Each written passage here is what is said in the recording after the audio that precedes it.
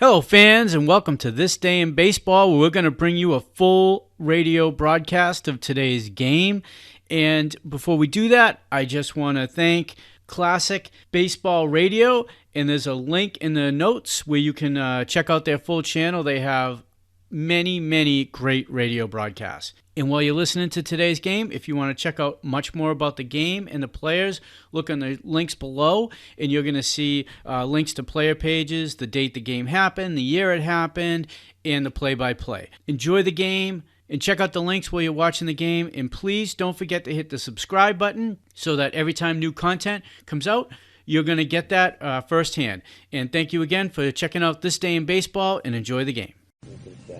1962 from Chrysler Corporation and by the Gillette Safety Razor Company, maker of the new Gillette Slim Adjustable Razor. Remarkable super glue blades that give all but unbelievable shaving comfort. Foamy, the cream of all instant lathers. And Right Guard, the new power spray deodorant for men. We're here in Wrigley Field, Chicago, and in a few moments we'll be all set to bring you the 33rd game in this All-Star Series. Whenever the All-Star game returns to Chicago, as it has today, it means that it's coming back home. Chicago is the city where the All-Star game was born 29 years ago. And Chicago is where the 33rd game will be played here at Wrigley Field, the home of the Chicago Cubs of the National League. And it was the National League Stars beating the American League All-Stars 3-1 in this summer's first All-Star game at Washington earlier this month. The National League will have a chance to draw even today for the first time in history. At one time, the National League trailed 12 games to 4, but now the National League has 15 victories, the American League 16 wins, and there has been one tie.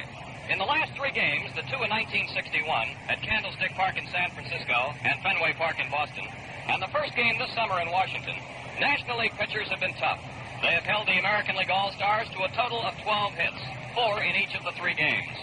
Both teams today are loaded with power. Both clubs have champion home run hitters, and the home run has dominated the series since its inception. The great Babe Ruth started the trend with a home run in the first All-Star game at Comiskey Park on Chicago's South Side in 1933. All-Star Baseball was the brainchild of Arch Ward, the late sports editor of the Chicago Tribune. From the very first game, it has been a fence-busting success. It all started here in Chicago on July the 6th of 1933. That was the year of the Century of Progress exposition. It was billed as the game of the century. All the tickets were sold out in one day. And it was obvious from that moment on that baseball had itself another rich tradition. The first manager for the American League was Connie Mack. For the National League, John McGraw. The stars that year, well, they included Gabby Hartnett, Chuck Klein, Lefty O'Doul, Paul Wainer, Mike Trainer, Bill Terry, Frankie Frisch, Carl Hummel, Pepper Martin, and Ruth, Gehrig, Jimmy Fox, Al Simmons, Joe Cronin, Goose Goslin, Lefty Grove, and Sam West. The American League won that game 4-2 as Babe Ruth lined a home run into the right field seats. Great names playing great baseball. That's what the All-Star game was in 1933, and it still is today. Right now, the American League All-Stars are being introduced, headed by manager Ralph Houk, the manager of the world champion New York Yankees. Comiskey Park, the home of the White Sox, was chosen as the site of the original All-Star game over Wrigley Field by the toss of a coin. The flip took place in the office of Commissioner Kennesaw Mountain Landis. Will Harridge, then president of the American League, yelled heads, and heads it was. So the first All-Star baseball game was played at Comiskey Park. The last time the game was played here at Wrigley Field was in 1947, and the American League won that one, too, by a score of 2-1. The game returned to Comiskey Park in July of 1950, and the National League defeated the American League that time 4-3 on a 14th-inning home run by Red Schoendienst. That's the same year that Ted Williams was injured, crashing into the outfield wall, and was out for almost the remainder of the season. The fractured elbow may have cost the Red Sox the pennant. I want to bring in now the fellow who's up here in the booth with me, ready to broadcast this ball game at Wrigley Field, a former American League All-Star third baseman, and now the man who calls the games for the Tigers over in Detroit. George, it's great seeing you again. Thanks, Jack. It's nice to be with you, and it's nice to be back at an All-Star game again. It must be a thrill for you to come back here, especially to Wrigley Field, because I believe that this was the site of your first All-Star game in the American League. That's absolutely right, Jack. In 1947, I was selected for the first time to the All-Star squad, and needless to say, a great moment for me playing on an all-star team here in Wrigley Field. And if I remember correctly, I was the leadoff batter that day facing a guy by the name of Ewell Blackwell, who was plenty tough. Well, it's a great day for baseball. The weatherman has smiled on Chicago. Yesterday, the forecast was not too good, but we have a sunny day in Chicago. The temperature is 77 degrees. The relative humidity is 56%. The wind is out of the southwest at 8 miles an hour, and we have a standing room only crowd. At 10 o'clock this morning, they opened up the bleachers for 5,000 general admission seats, and those seats were gobbled up very quickly. And the grandstand and the reserve box seats have been gone for several weeks.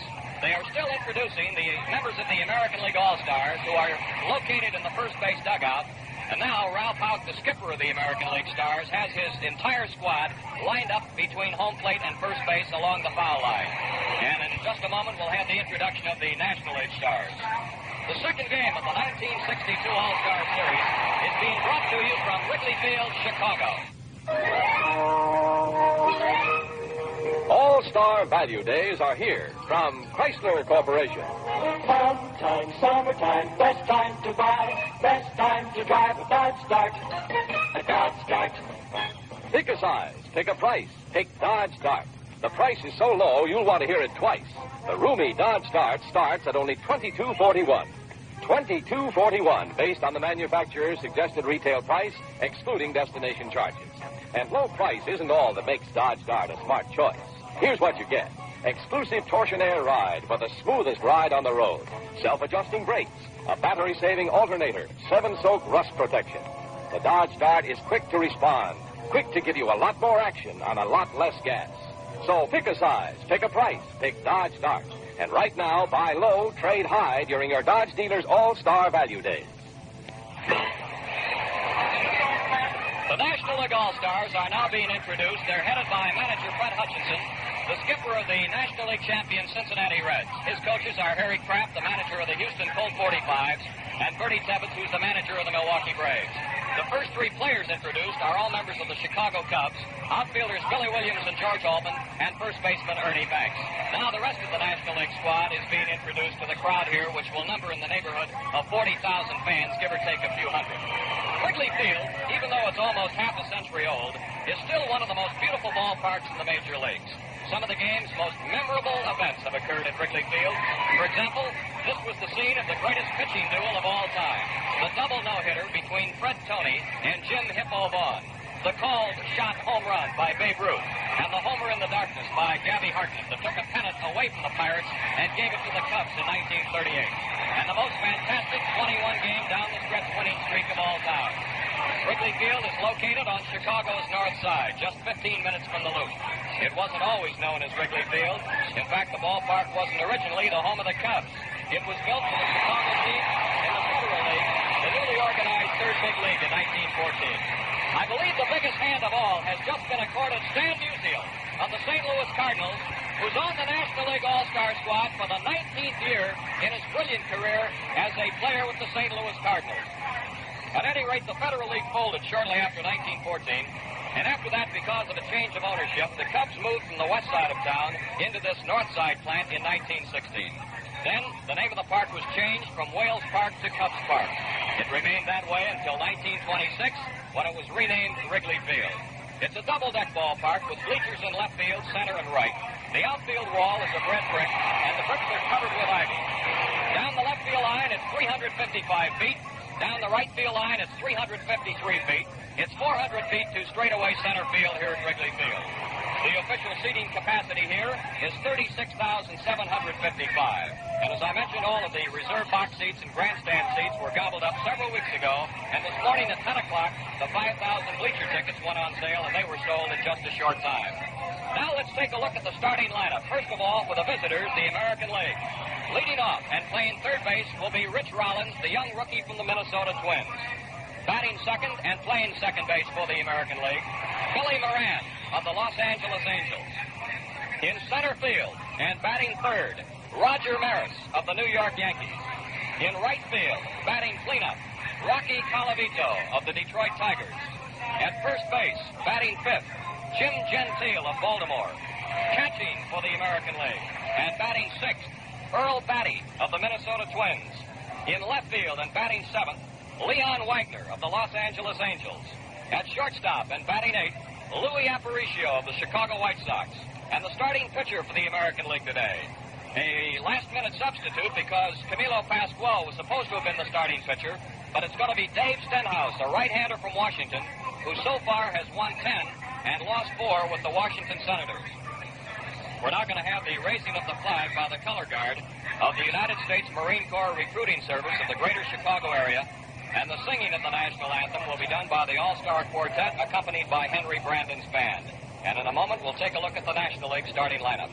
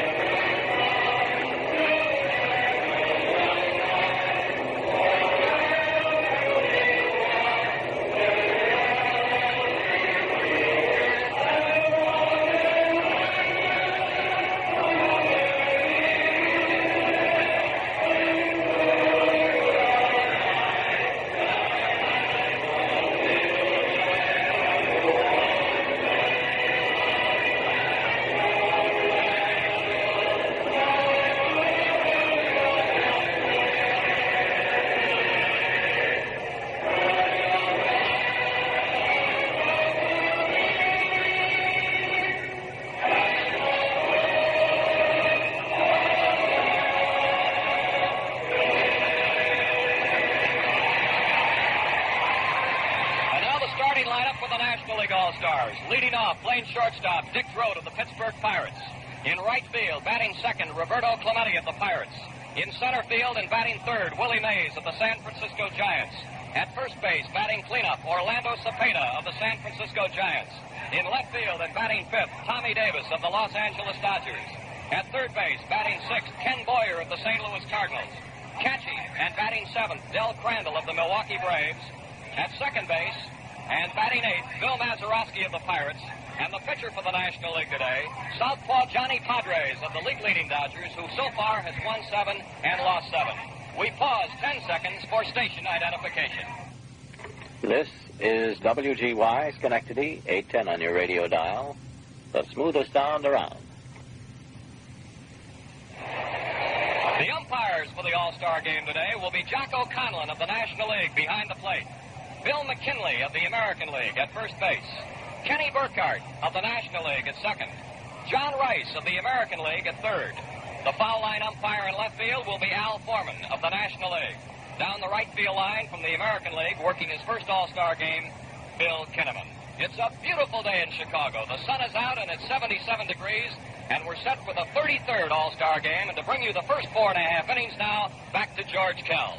Thanks, Jack. As you said, it's a beautiful day here in Chicago. Rain had been forecasted for this area. We were worried this morning that we might have showers throughout the ball game. And if we did, we're going to have a little tight schedule getting it in tomorrow because some of the ball clubs are scheduled tomorrow night. But right now, it's a bright, sunshiny afternoon, a lot of blue sky up above. Well, the National League taking the field right now. And this crowd, I would imagine, mostly National League fans being played here in a National League ballpark, giving them a rousing ovation as they take the field. May we call your attention to the box seats along the first... We're going to have the throwing out of the first ball right now by Mrs. Helen Ward, who is the widow of Mr. Arch Ward, the founder of this ball game. The ball is being tossed right now to Del Crandall, pitcher for the National League, and pictures are being taken of the event. And they're going to do it again. The photographer wants to have a retake, and Crandall goes over and presents the ball to Mrs. Ward. A capacity crowd on hand here today. The bleachers were filled about 2 hours before game time. About 10 o'clock this morning, we had long lines outside the bleachers as 5,000 seats went on sale for this ball game. That was the only seats that had not been sold in advance. And at the opening of the ballpark at 10 o'clock, those seats were quickly filled. It's a shirt sleeve crowd here in Chicago today, a rather warm afternoon, and in center field, where they usually have a blind up out there to give the hitters a little better background to hit, today they'll be hitting right out of the white shirts. Going to make it a little bit difficult here in Wrigley Field. We're just about ready to go. Johnny Padres, fine left-hander of the Los Angeles Dodgers, completes his warm-up tosses, and Rich Rollins, the third baseman for the Minnesota Twins, steps in to lead off. Rich is a right-handed batter. He has a .316 batting average, 13 home runs, and 70 runs batted in. This young fella has been a spark plug in the Minnesota Drive this year. Rather stocky-built right-handed batter. Chokes the bat as he faces Padres. The first pitch is inside. 1 ball and no strikes. Johnny will throw a lot of curves and a lot of changeups. Gets ready, and here's the 1-0 pitch. Fastball down low. A ball 2 and a no-strike count to Rollins. He'll be followed by Billy Moran and then Roger Maris. As Jack told you, Mickey Mantle is out of the lineup today. Here's the 2-0 pitch. Inside again, another fastball off the corner. It's 3-0 to Rollins. Youngster keeps checking with Bill Rigney down at third base. See if the green light is on. Here's the pitch. Right down the middle of the fastball. Rollins was taking all the way. A ball 3 and a strike 1 count. Padres working quickly, delivers another fastball in there. 3-2 to Rollins. Hank Bauer coaching at first base. Bill Rigney on at third. Padres ready, and here's the 3-2 pitch. He swings and hits a ground ball to left field, a base hit for Rich Rollins. Ball hit hard between third and short, and Rollins on at first base with a single. We'll bring up Billy Moran. Another right-handed batter. Billy has a .293 batting average, 13 home runs and 55 runs batted in. Billy from the Los Angeles Angels. Padres get set. The pitch is a curve down low. 1 ball and no strikes. The National League has Tommy Davis in left field, Willie Mays in center, and Roberto Clemente in right field. Here's the 1-0 pitch. Ground ball foul down the third baseline. A ball and a strike to Billy Moran. Billy checking his bat right now. He hit that one down on the handle. The National League with a chance to pull even in this series. They need a win here this afternoon, and the American League, of course, trying to hold them off. Here's the pitch. He swings and fouls it off. It's going down the right field line, back into the crowd. 1 ball and 2 strikes.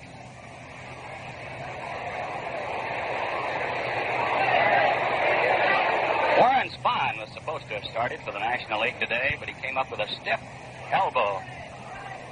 Here's the pitch. Curveball hit into left center field. Willie Mays coming over, and he makes the catch. Billy Moran looped one into shallow left center field. Willie Mays racing over. That's 1 away, and the batter will be Roger Maris. Raj has a .246 batting average, 24 home runs and 63 runs batted in. Stocky left-handed batter. Padres makes a quick throw to first. Rollins back in time.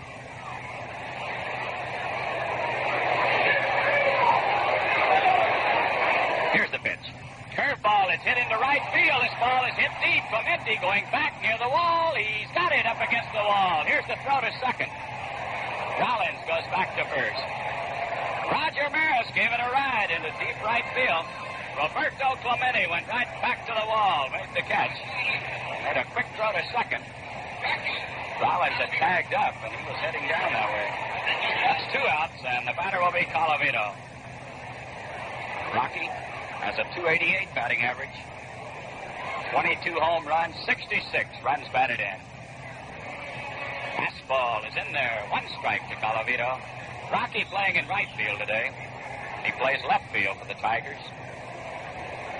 Kaline playing in right field. But today, he's the right fielder on this all-star squad. Padres delivers another fastball. I believe it hit his bat. Sails off to the right. Rocky trying to get out of the way. Ball hit his bat and rolls off to the right. A 2-strike count to the Rock.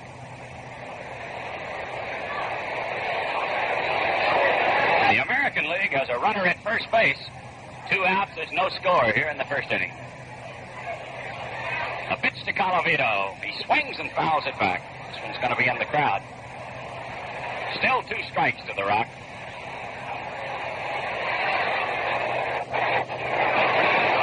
Rich Rollins started the ball game with a single to left, in case you joined us late. Moran flied to center, and Maris flied deep to right field. Here's the pitch to Colavito. Line drive down the left field line. It may be foul. It is. It's hooking back into the crowd. Colavito drove it deep into left field, but he pulled it back into the crowd. Still a strike 2 count.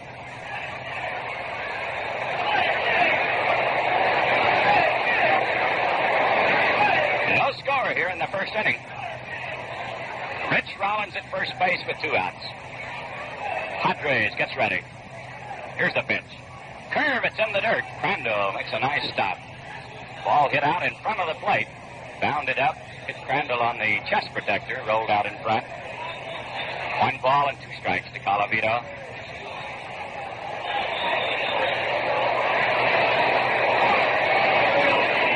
Rocky chokes the bat as he waits on Padres. Here's the pitch. Fastball hit hard to third base. A line drive right straight to Kenny Boyer, and Colavito is out. The score at the end of the first half, the first inning. The American League nothing with the National League coming to bat. What's so good about the good old summertime? All-Star Value Days. Fun time, summertime, best time to buy, best time to drive a Dodge Start. A Dodge Start. The best time to buy a Dodge Start is right now, during All-Star Value Days. Right now, you can trade high and buy low at your Dodge dealers. And here's why summertime is a great time to drive a Dodge. It's one of the quickest cars on the road. It gets you to the lake or ball game in nothing flat. 6-cylinder or V8, the Dart moves with more power than almost any car in its class. You get a lot more action on a lot less gas. That makes it fun to drive. And it's plenty roomy for those long weekends or vacation trips. So see your Dodge dealer during All-Star Value Days. Pick a size, pick a price, pick Dodge Dart. Well, we move along into the bottom of the first inning. The American League failed to score. Rich Rollins led off with a single, but the next 3 batters went out. Colavito lined the ball hard to the third baseman Boyer for the final out. It'll be Dick Grote to lead off for the National League, followed by Roberto Clemente, and then Willie Mays. Dick Grote of the Pittsburgh Pirates, right-handed batter, has a .303 batting average. Dave Stenhouse delivers. He hit him with the first pitch. Grote is hit on the side. It's going to be all right. He's trotting down to first base. Well, the National League puts a runner at first base, but no one out. And the batter will be Roberto Clemente, the right fielder. Roberto of the Pirates, he has a .330 batting average, 9 home runs and 58 runs batted in. Clemente had 3 hits in 3 trips to the plate in the first All-Star game in Washington. Another right-handed batter. Stenhouse delivers. Here's a high fly ball into right field. Colavito waiting on it, pounds his glove, makes the catch, and there's one away. Clemente goes out on the first pitch to Colavito in right. There's no score here in the first inning. The National League with a runner at first base, 1 out, and the batter is Willie Mays of the San Francisco Giants. Willie has a .304 batting average, 32 home runs and 92 runs batted in for Willie. Dick Grote at first base takes his lead. Here's the pitch. Mays swings and hits a liner into left. It's going to drop in for a hit. Wagner plays it on the first hop. Willie Mays hit that one down on the trademark. He looped it into left field. That's the first hit for the National League. And Willie standing at first base right now, shaking his hand as if it might have jarred it a little bit.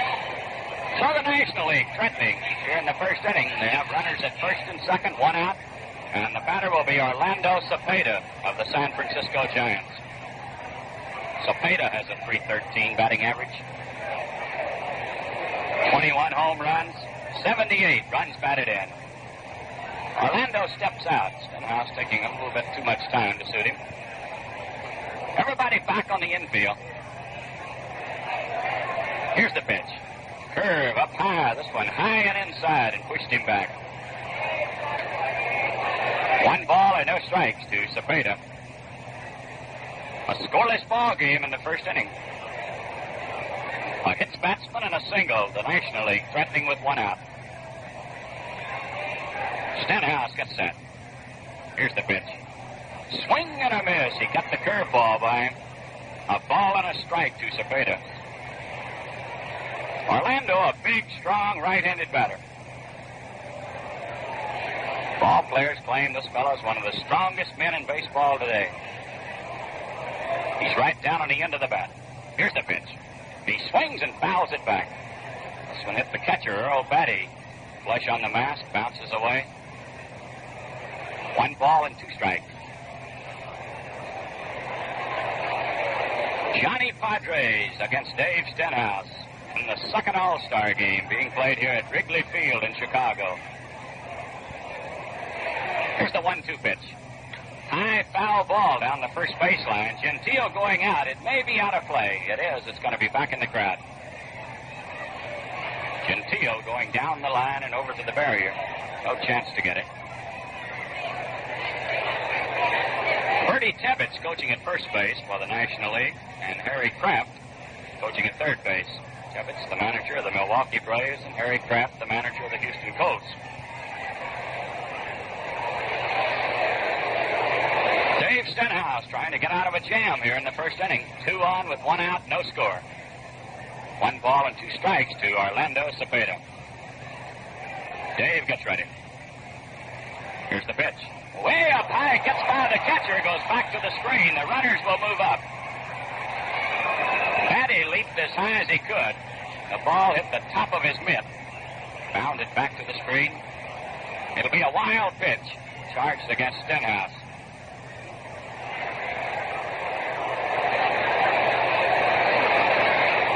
Well, the National League threatening now in a scoreless ball game. They have runners at second and third with only 1 out in the first inning. The count is even to Cepeda at 2-2. Everybody back with the exception of Gentile, who's in close for a play at the plate.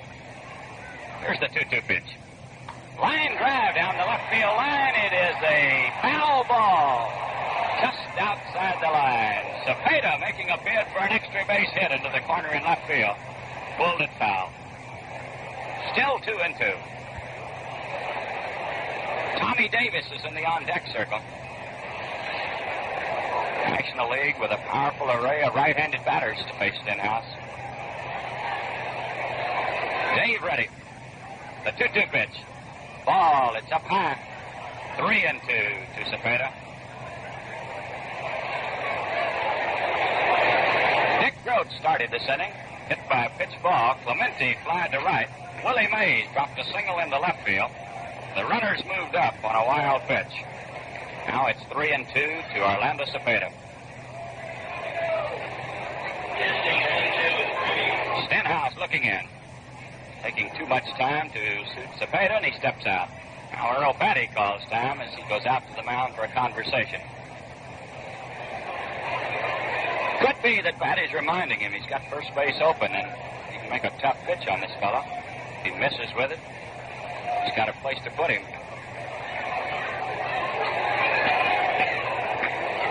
Dave gets ready. Here's the 3-2 pitch. Ground ball foul down the third baseline, just outside the line. Still 3-2 to Cepeda. The National League trying to break through in a scoreless ball game.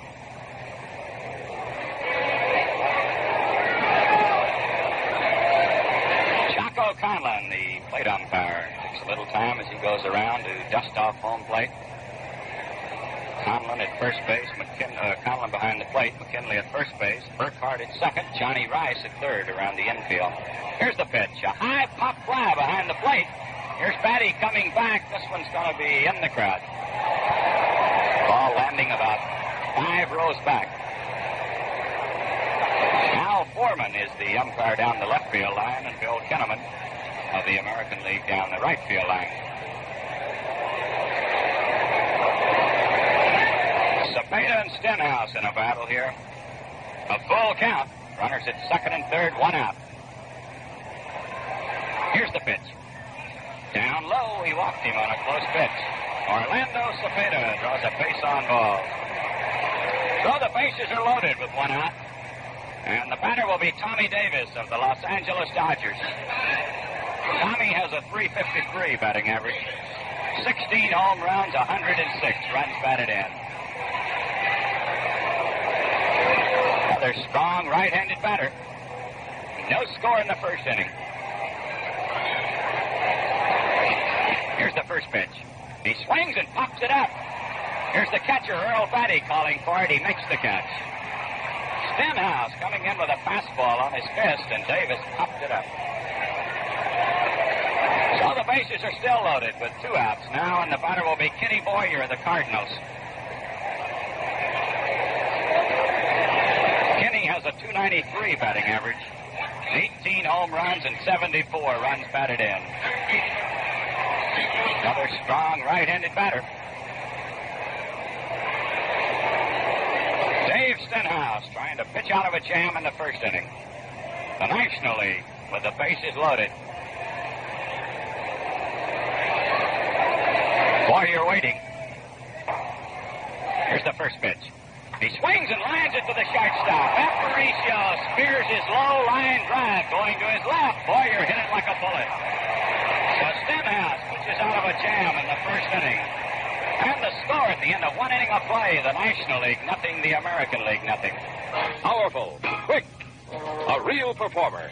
America's first sports compact, the Dodge Lancer GT.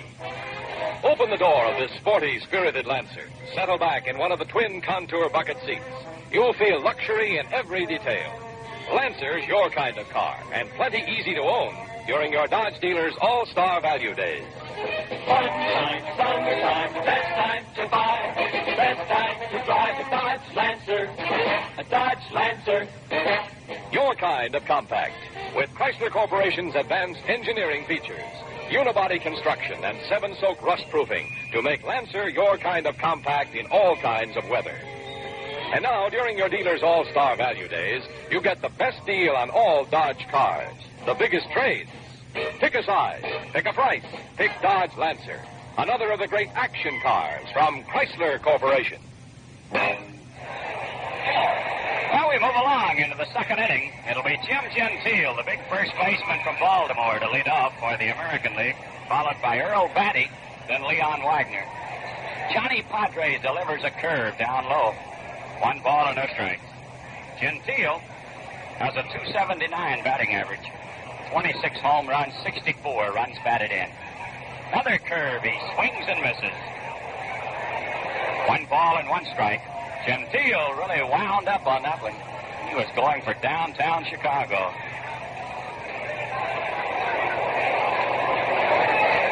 A scoreless ball game here in the second inning. Padres against Stenhouse. Another curve. It's in the dirt. Scooped out by Del Crandall. A ball 2 and a strike 1 count. Padres ready. Here it is. Fastball. He swings and misses. Gentile trying to check his swing, but he'd gone too far. That'll even the count at 2-2. That's one of the few real good fastballs Padres has delivered in this game.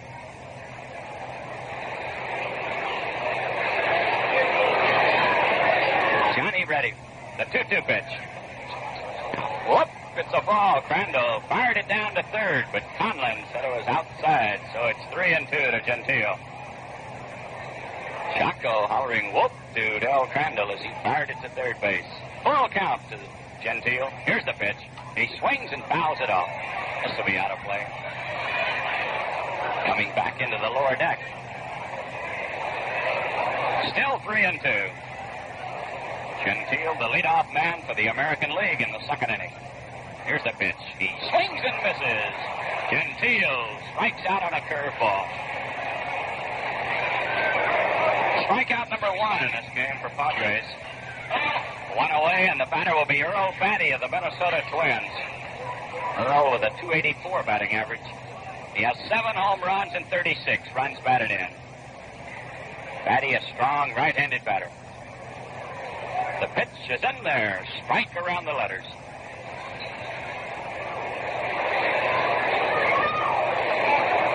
National League nothing, the American League nothing. We're in the second inning. Here's the pitch. Inside. Fastball off the corner. A ball and a strike to Batty. Padres a very fast worker. Looks in once, gets the sign, and he's ready to go. Here's the pitch. Change of pace. It's up high. A ball, 2, and a strike 1 count. The National League threatened in the first inning. They loaded the bases with 1 out, but Stenhouse got him out. Tommy Davis popped to the catcher. Boyer lined to the shortstop. The pitch to Batty hits it on the ground to the shortstop. Grote has it. The throw to first. He's out. Earl Batty goes out. Grote to Cepeda. That's 2 down, and the batter will be Leon Wagner, the left fielder. Wagner of the Los Angeles Angels has a .277 batting average. 28 home runs, 74 runs batted in. Here's the pitch. Strike, a fastball in around the knees. Johnny Padres firing the fastball this inning.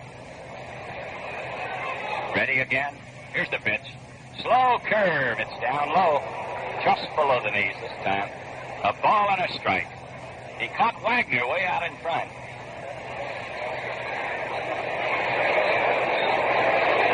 Here's the 1-1 pitch.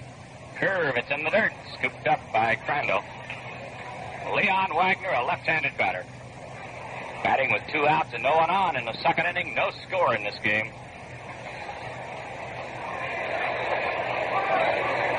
Padres ready.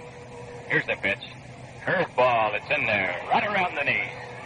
That'll even the count at 2-2 to Wagner. Leon didn't like the call on that one too much. He turned, didn't say anything, just looked right back. Here's the 2-2 pitch. Down low. Fastball in the dirt. Scooped out again by Crandall. A full count to Wagner.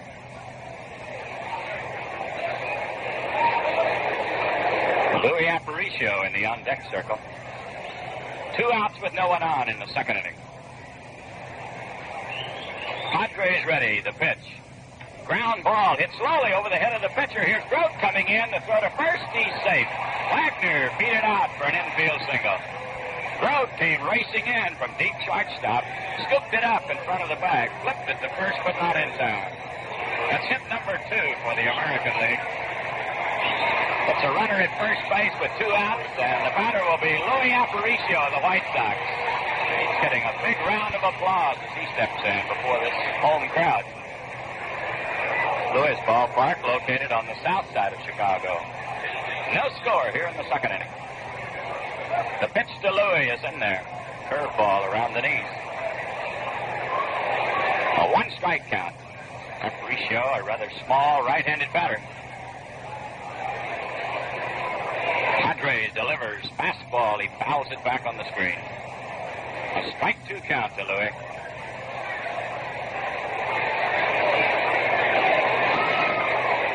Leon Wagner at first base with 2 outs. An infield single for Leon. Second American League hit. The pitch to Louis. Strike 3 called. He got the fastball over, and Aparicio is called out on strikes. The score at the end of the first half of the second inning, the American League nothing, the National League nothing. If you're looking for value, look twice at Valiant during All-Star Value Days. Fun time, summertime, best time to buy, best time to drive a new Valiant, a new Valiant. Right now, you'll save plenty on Valiant, America's most rugged compact, during All-Star Value Days from Chrysler Corporation. Valiant is priced less than most other compacts, and low price is just the beginning. You'll keep on saving when you drive a Valiant. Its sizzling Slant 6 engine gives you a lot more action on a lot less gas. Valiant won its class in the recent Mobile Gas Economy run. And you save again with Valiant's battery-saving alternator. The alternator keeps the kick in your battery when others are conking out. It's another first on all Chrysler Corporation cars. Further proof that nobody beats Valiant for value.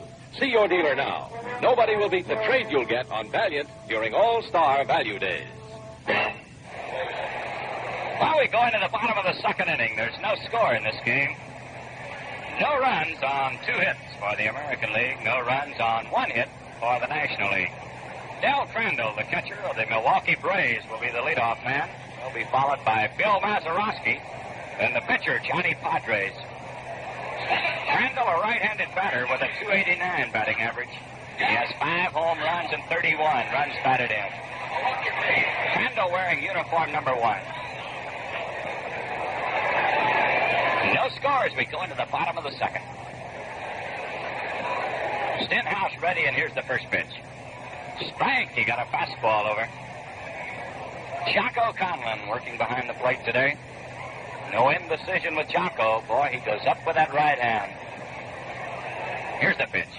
Curveball. It's in there. Strike 2 to Crandall. Dell step back. The curve caught the inside corner. So Stenhouse out in front with a strike 2 count. Ready? The pitch. Ground ball foul. I believe it hit Crandall. Rolled slowly down the third baseline. We're getting some action in the National League bullpen. It'll be Art Mahaffey of the Phillies warming up. Probably be pitcher number 2 for Freddie Hutchison today. Stenhouse delivers a fly ball, hit the center field. Maris going back. He's there, makes the catch. Del Crandall out on a fly ball to Roger Maris in center field. That's one away. It'll bring up the second baseman, Bill Mazeroski of the Pittsburgh Pirates. Maz has a .257 batting average. 10 home runs and 52 runs batted in.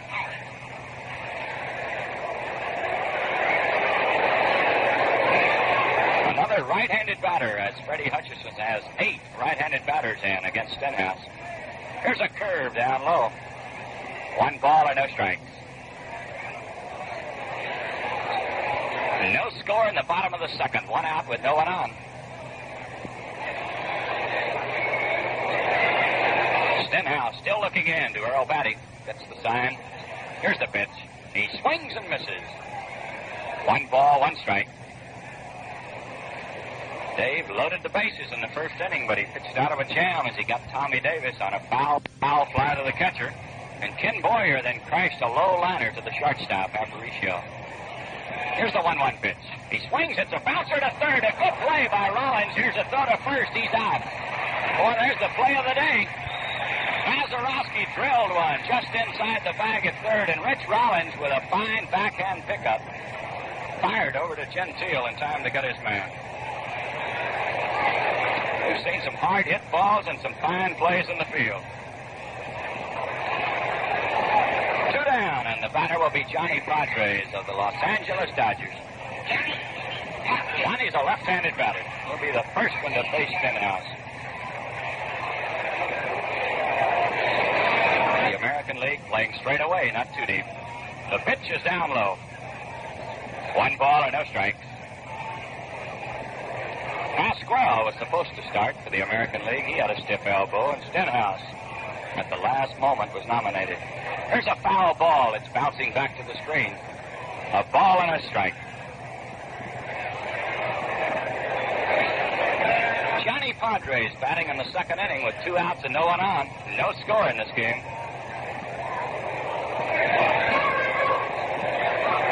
Stenhouse ready. Here's the 1-1 pitch. He swings and hits a fly ball down the right field line. It is curving, and it's going to be foul. This one back in the crowd. Well, in most ballparks, Calavito would have been able to make the catch on that one, but the right field stands here at Wrigley Field extends right over to the foul line after you get deep down the line.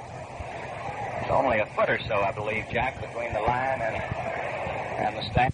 This one drifting back into the crowd. Here's the 1-2 pitch.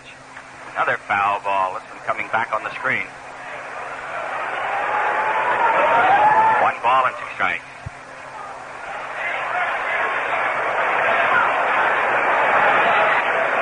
Now, stands close to home plate have a lot to do with players' batting averages. A lot of pop flies, and some parks are caught that drift into the stands in other parks. Here's the pitch. Foul ball. This one back in the upper deck behind the National League dugout. The National League dugout located along the third base line here at Wrigley Field, and the American Leaguers down the first base line. A scoreless ball game in the second inning. Johnny Padres, the batter. 1 ball, 2 strikes. Here's the pitch. Line drive into right center field. This one's going to drop in. Colavito let the ball get by him. Here's Padres heading for second. The throw coming in is not in time. The ball hit, took a crazy bounce, and bounced by Colavito. He didn't touch it. Roger Maris backing up the play, came up with the ball, made a long throw into second base. Not in time to get Padres. It'll be a two-base hit for the pitcher. So the National League threatening again. They have a runner at second base with 2 outs. And the batter will be Dick Groth, the Pittsburgh shortstop. Dick was hit by a pitch ball in the first inning. Officially, he has not been to the plate. Here's the pitch. Strike. He got a curveball over. Groth has a .303 batting average. In the first All-Star game, he had 1 hit and 3 trips. Stenhouse delivers. Foul ball. This will be out of play down the right field line. It's going into the upper deck. So Dave out in front with a strike 2 count. Boy, a capacity crowd on hand today. Not a seat to be seen in this ballpark. Across the street, you can see people on the roofs of the building. Here's the pitch. Here's a line drive into right center field. This is going to get a run in. Johnny Padres around third, coming in to score in the National League. Goes out in front 1-0. Dick Groth lined one into right center field. Roger Maris raced over, cut it off. He had to make the throw into second base. A single and a run batted in for Groth, and the National League out in front 1-0. The batter will be Roberto Clemente of the Pirates. Roberto was out on a fly ball to Colavito in the first inning. Ray Herbert beginning to throw in the bullpen for the American League. Time call for a moment as Groth ties his shoelaces.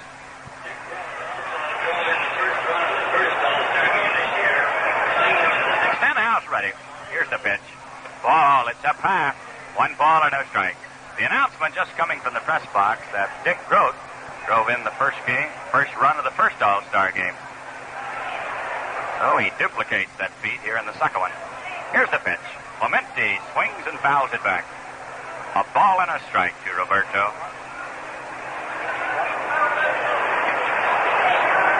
Stenhouse got the first 2 batters here in the second inning. Del Crandall out on a fly ball to center. Mazeroski out on a grounder to third. Rich Rollins making a fine play. But Padres then doubled into right center, and Groth singled to center, driving in the run. Here's the pitch. Swings and misses on a high curveball. 1-2 to Clemente. Roberto 3 for 3 in the first game. Goes over and gets the rosin bag from Willie Mays in the on-deck circle. Stenhouse checks his runner. Here's the pitch. He struck him out. Threw the fastball by him, and Clemente goes down swinging. The score at the end of 2 full innings of play, the National League 1, the American League 0. Hey, friend, can I borrow your field glasses? Sure. Here you are. What's going on? I want to check the price of that Plymouth Savoy on the billboard in center field. No. It can't be. Well, what is it? 2206. Let me see those glasses. You must be looking at the scoreboard. That's the right price, my friend. 2206. And right now, you can get a low-price, high-trade deal on all Plymouths during All-Star Value Day. And the low price includes the famous built-in value from Chrysler Corporation. Unibody construction, the battery-saving alternator, 32,000 miles between major lube jobs. You'll get the buy of the year on a Plymouth Savoy during All-Star Value Day. Only $22.06 based on manufacturer's suggested retail price, exclusive of destination charges. You were right, buddy. That Plymouth's only $22.06. Well, we move along into the third inning. The National League has taken a 1-0 lead over the American League on a double by the pitcher, Johnny Padres, and a single by the Pittsburgh shortstop, Dick Groth. Well, Padres had reached the mound, ready to start his warm-up tosses here in the third inning, and he's being taken out of the ball game. We're going to get a new pitcher. It's going to be Art Mahaffey of the Philadelphia Phillies. Mahaffey has been throwing in the bullpen. Jack, have you got a little information on Art? Well, George, so far in 26 games with the Phillies this year, Mahaffey is a big right-handed flamethrower, and he's won 14 and lost only 9. And he has an earned run average of 3.32. He's one of the quickest pitchers in the National League. He's about 6'2". And he's defeated every club in the National League with the exception of the St. Louis Cardinals this year, and he hasn't pitched against them. So when he gets a shot at the Cardinals, they may turn the trick on them also. But he's won 14 and lost 9. He's thrown 2 shutouts among his 14 victories. And already this year, George, in 25 starts, he's gone the route 14 times. So he is Gene Mock's pride and joy over there at Philadelphia. Dave Stenhouse is scheduled to be the leadoff man for the American League in the third inning, but Pete Reynolds of the Boston Red Sox is going to bat for Stenhouse, so that means that Ray Herbert of the White Sox will be coming on to pitch for the American League in the bottom of the third inning. It's a 1-0 ball game, the National League out in front. National League threatened in the first inning with the bases loaded. 1 out. Stenhouse got out of that one. He retired the first 2 batters in the second inning, but a double by Padres and a single by Dick Groat, driving in the lone run of this game. Art Mahaffey, a big, tall right-hander, taking his warm-up tosses. Pete Reynolds has a 332 batting average. Pete is leading the American League in batting. 8 home runs and 45 runs batted in. Pete's a left-handed batter. Spray hitter, he'll hit to all fields. Here's the announcement coming over the PA system. Pete Reynolds of the Red Sox will bat for Dave Stenhouse. So it'll be Reynolds, Rollins, and Moran, the first 3 batters for the American League in the third inning. National League shading Pete a little bit to left field. The first pitch is a strike, a fastball around the letters, and Mahaffey really turned that one loose. A 1-strike count.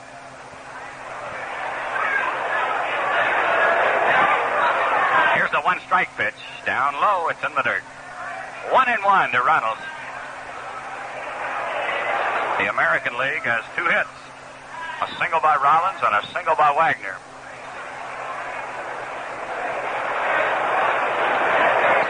Art Mahaffey taking a little time. Gets ready. Here's the 1-1 pitch. Foul ball. It's coming back on the screen. It's 1 ball and 2 strikes to Reynolds.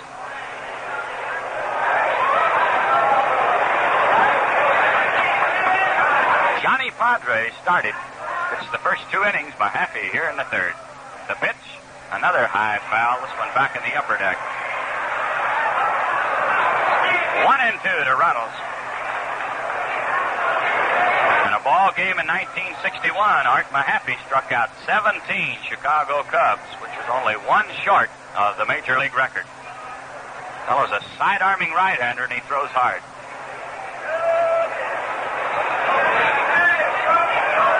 Pete Reynolds standing in, waiting. Here's the 1-2 pitch. He swings and hits a high fly ball deep into left center field. This ball is well hit. It is gone. A home run for Pete Reynolds. A towering fly ball into deep left center field into the bleachers. And this ball game is all tied up, a run apiece.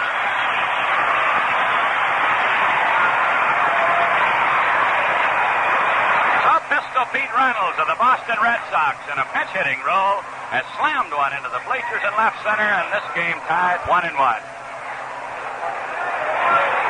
I'll bring up the third baseman, Rich Rollins. Rich had a single to left field to start the ball game. Mahaffey delivers. Strike, a fastball in there. Rollins with a .316 average this year. Stocky built, right-handed batter. The 1-strike pitch. Curve, it's in the dirt. Gets by Crandall, goes back to the screen. A ball and a strike.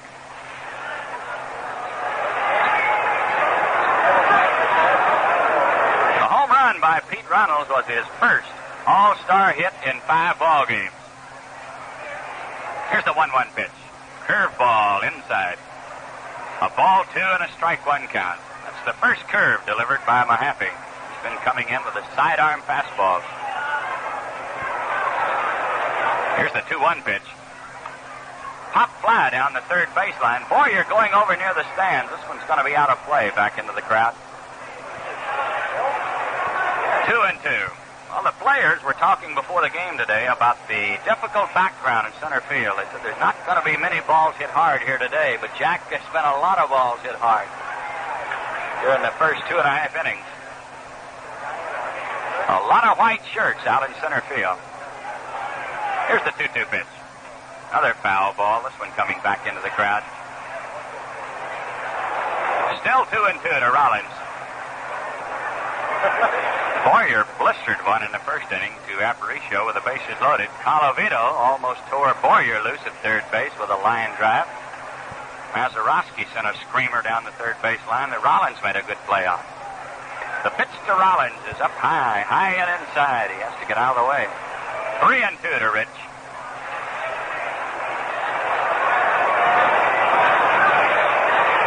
It's a 1-1 ball game here in the third inning. Rollins the batter with no one out, no one on. Pete Ronald started this inning with a home run. Here's the pitch. He swings and lines it down the left field line. It's curving foul. Still 3-2 to Rich Rollins.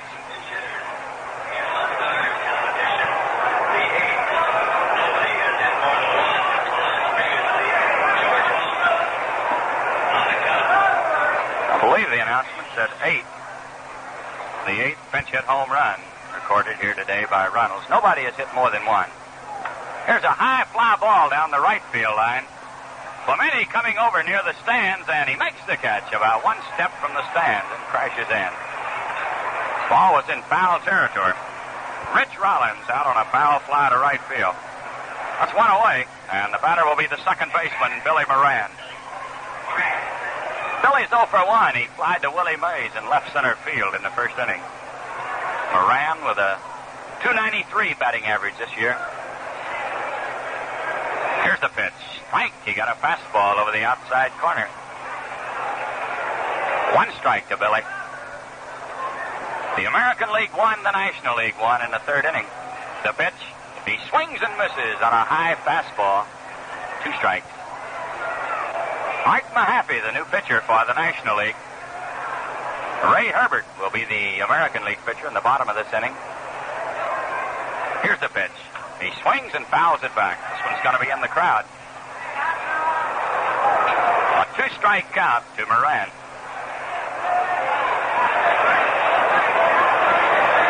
Billy batting with 1 out and no one on in the third inning. Mahaffey delivers. Ground ball to the shortstop. Grote bobbles the ball. Can't make a play on it. Billy Moran is going to be safe at first base. A routine ground ball to the shortstop. It got away from Dick Grote. It'll be an error charged to the shortstop. Puts a runner at first base. 1 out, and the batter will be Roger Maris. Raj was out in the first inning on a long fly ball to right field. Clemente going right back to the fence to make the catch. Mahaffey checks the runner. The pitch. Ball. It's in tight. 1 ball and no strike. Well, the National League picked up a run in the second. Tigers. The American League coming back here in the third inning, picking up a run on a pinch hit home run by Pete Reynolds. They have a runner at first base, 1 out. Here's the pitch. Swing and a foul. It's back on the screen. 1-1 to Roger Maris. Reynolds led off this inning with a home run. Rollins ends on a foul fly ball to Clemente. Billy Moran safe at first base on an error by the shortstop. A ball and a strike to Maris.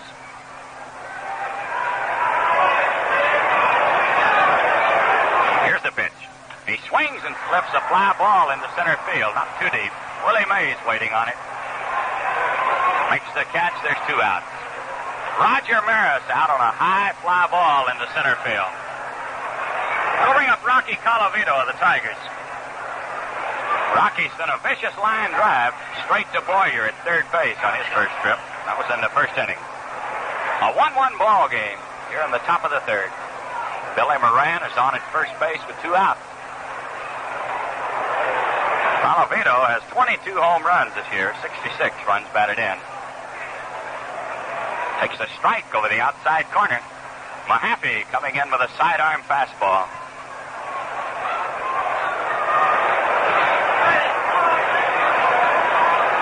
The National League deep and around to the left for the Rock. Hart gets ready. Quick throw to first base. He delivered that one. Submarine pitch over to Cepeda.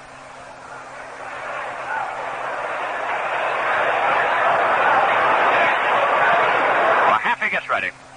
Here's the pitch. Here's a line drive hit deep to left.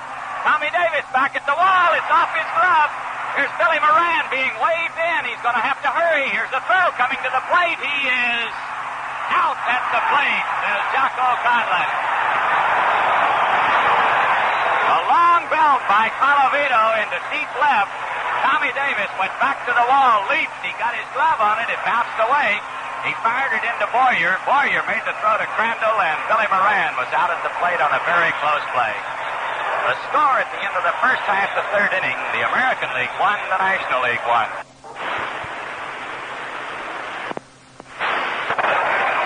Here's the official ruling on that last play. Tommy Davis has been given a two-base error by the official score, and Billy Moran is out at the plate. Davis to Boyer to Crandall, 7-5-2 if you're keeping score.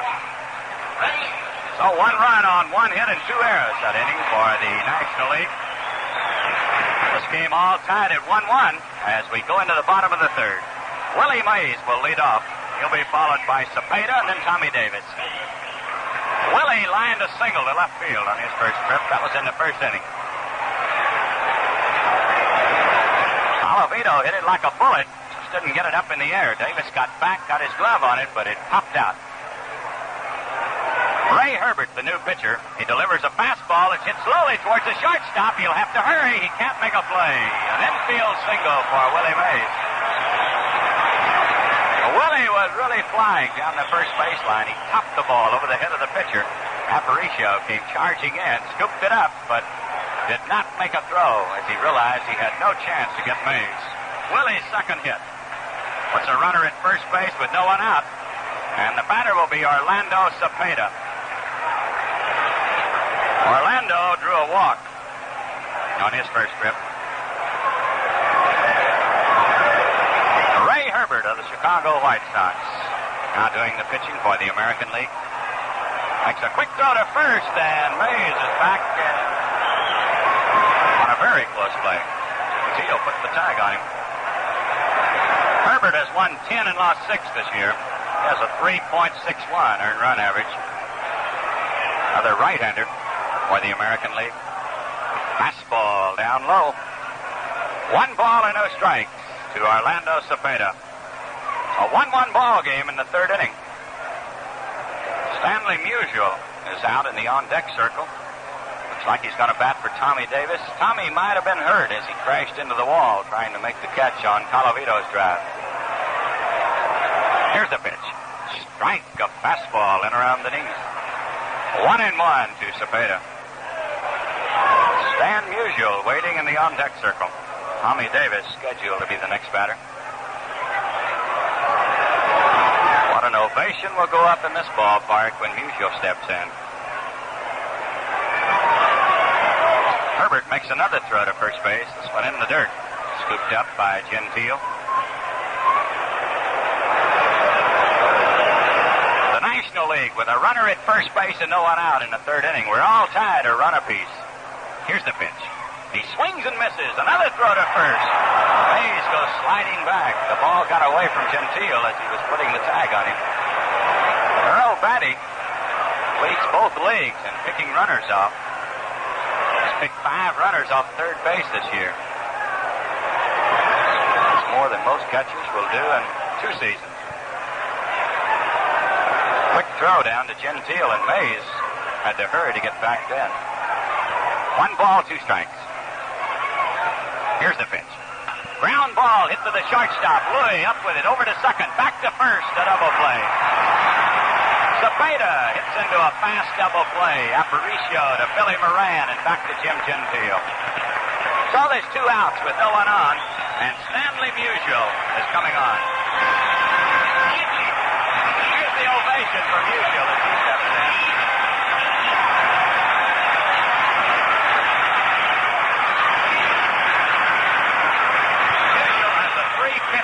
batting average. He's second in the National League to Tommy Davis. Herbert delivers a fastball. It's in there for a call strike. 1 strike to Stanley. With his pinch single in this year's first game, Musial extended his All-Star game record of most hits, 20, total bases 40, at bats 60. What a record for Mr. Musial. Here's the 1 strike pitch. Down low. Herbert coming in with a fastball below the knees. A ball and a strike. Musial batting with 2 outs, no one on in the 3rd inning. The American League won, the National League won.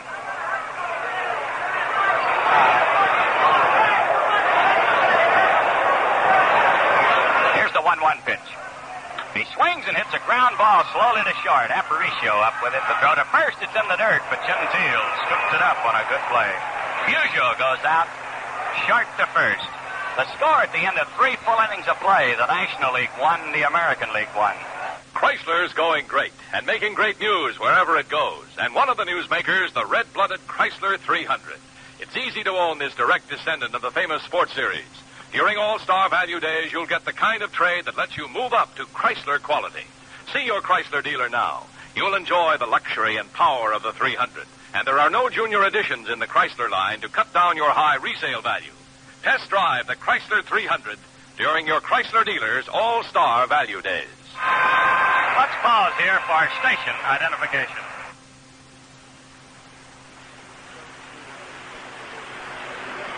This is WGY 810 on your radio dial, Schenectady. No rain out of this exciting All-Star game. You don't have to worry about saving for a rainy day either. If you deposit regularly at the Industrial Bank of Schenectady, your money earns an assured interest rate of 4% for money deposited for 1 year. In other words, if you deposit your money at the Industrial Bank of Schenectady, leave it in your account for just 1 year, you're assured 4% interest on that money. The Industrial Bank of Schenectady gives you the incentive to save. Open a savings account, pay your savings account like any regular bill. The Industrial Bank of Schenectady can satisfy your every banking need. Offices at 224 State Street, Schenectady, and 1815 State Street. And Musial of the Cardinals. Art Mahaffey is the pitcher. Cepeda's at first base. Mazeroski at second. Dick Groth the shortstop. And Kitty Boyer on at third base. Well, we're all tied 1-1 as we go into the 4th inning. Jim Gentile will be the leadoff man for the American League, followed by Batty and then Wagner.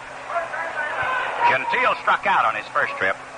That was against Johnny Padres back in the 2nd inning. He's facing Art Mahaffey for the first time. Here's the first pitch. Ball, it's inside, a curveball that pushed him back. 1 ball and no strikes to Gentile. Big Jim has 26 home runs and 64 runs batted in.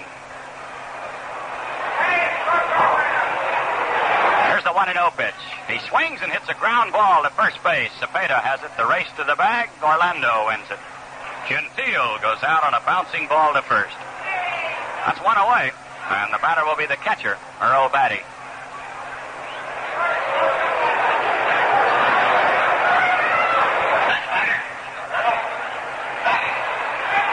Earl was out on a ground ball to Dick Groth in the 2nd inning, 0 for 1 in this game. A 1-1 ball game in the 4th inning. National League scored first. A double by Padres, a single by Dick Groth. The pitch to Batty is outside. 1 ball and no strike. The American League tied it up in the 3rd inning on a pinch hit home run by Pete Runnels of the Red Sox. Batty, the batter, with 1 out and no one on. Mahaffey delivers. Curve outside. Ball 2 and no strike. A new outfield in for the National League. Musial in left, Aaron in center, Frank Robinson in right field. Here's a foul ball. It's coming back into the crowd. A ball 2 and a strike 1 count. Well, we've seen a little bit of everything in this ball game. Some fine fielding play, some hard hit balls that have been caught. A home run, pinch hit by Pete Runnels, and some fine pitching. The 2-1 pitch. Ball, it's too high. 3-1 to Earl Batty. Johnny Padres started for the National League. Art Mahaffey now pitching. Dave Stenhouse started for the American League. Ray Herbert now doing the pitching. Here's the 3-1 pitch. Batty takes it over the outside corner. 3-2. Mahaffey, a big, strong right-hander. Side armor. He must be tough on these right-handed batters. He's ready, and here's the pitch. Batty swings and pops it foul down the right field line. This one's curving into the crowd. Still 3-2.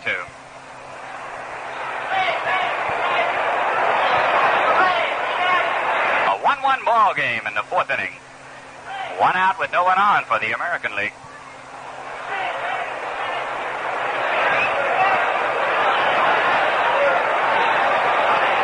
Here's the pitch. Inside, he walked him. Batty draws a base on ball. Mahaffey got the fastball high and tight. Puts a runner at first base, only one out. And the batter will be Leon Wagner. Wag had an infield single in the second inning. He topped one over the head of the pitcher. Beat the relay to first base from Dick Groat.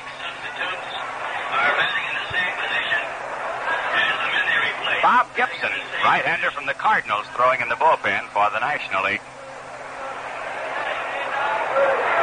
A 1-1 ball game in the fourth inning. Here's the pitch to Wagner. Ball outside. 1 ball and no strikes. Johnny Roseboro, the Los Angeles Dodgers, doing the catching.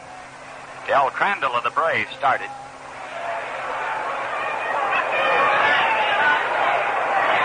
We're going to get some action in the American League bullpen as Hank Aguirre, a left-hander from the Detroit Tigers, gets up to start loosening up. Here's a quick throw to first. Batty back in time.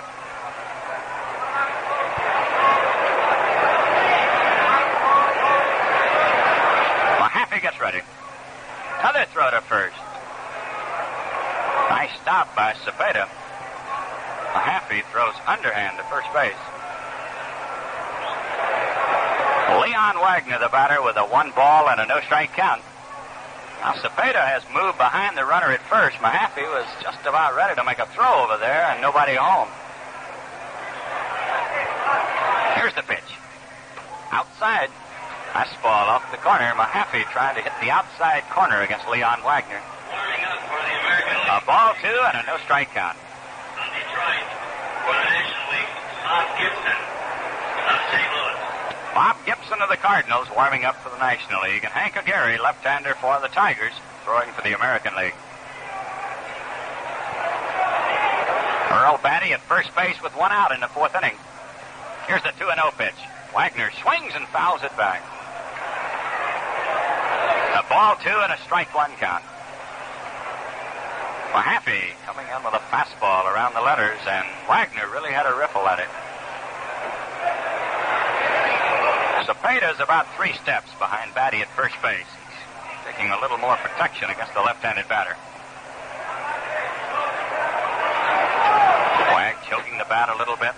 The pitch. He swings and sends a fly ball deep into right field. Robinson drifting back on the warning track. It's gone. A home run for Leon Wagner. A towering fly ball. Robinson went all the way back to the fence, just drifting back, and it landed on the catwalk in deep right field.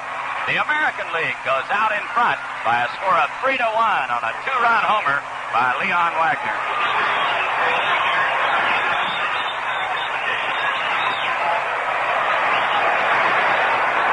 Home runs have accounted for all the American League runs in this game.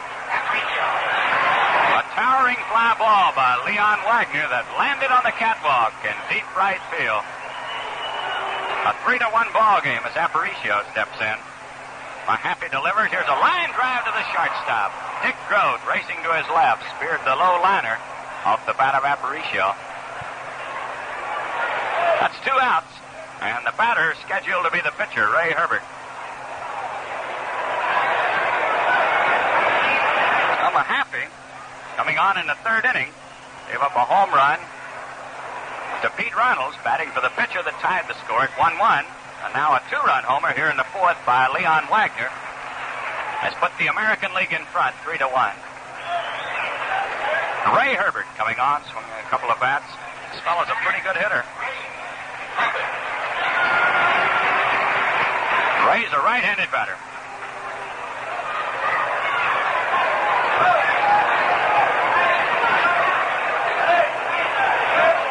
Mahaffey ready, and here's the pitch. Herbert swings and pops it up behind the plate. It's going to be out of play. This one coming back on the screen. A one-strike count.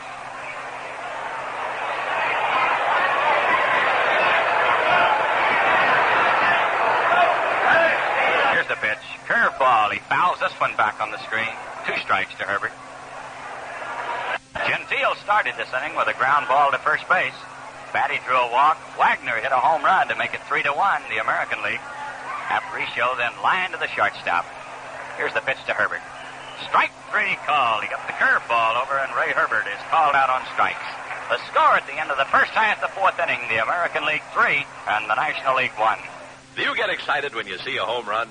Mm-hmm. You get excited over a new car? Uh-huh. How about getting a new car for $29.64? Well, How about a full-size Chrysler for $29.64? now you're talking. It's the Chrysler Newport, still only $29.64. It's one big reason why Chrysler's going great and why thousands of motorists are moving up to Chrysler quality. Other good reasons. The Newport standard engine delivers 265 horsepower, and it uses regular gas. Really? How about you? If you've been thinking of moving up to Chrysler, now's the time for action during your Chrysler dealer's All-Star Value Days. Trading's easy. You'll get a big trade and a great buy. Test drive the car that's really going great, the Chrysler Newport. Manufacturer's suggested retail price, exclusive of destination charges, still only $29.64. $29.64. That's great. Well, we move along into the bottom of the 4th inning. The American League out in front by a score of 3-1. Ken Boyer, the Cardinals, will lead off. He'll be followed by John Roseborough, then Bill Mazeroski. Randall's 0 for 1. He lined to the shortstop in the first inning with the bases loaded. Kenny, a right-handed batter, facing the right-hander Ray Herbert. Ray ready, and here's the first pitch. Fastball up high. 1 ball and no strikes. Boyer has been consistently good in all-star competition.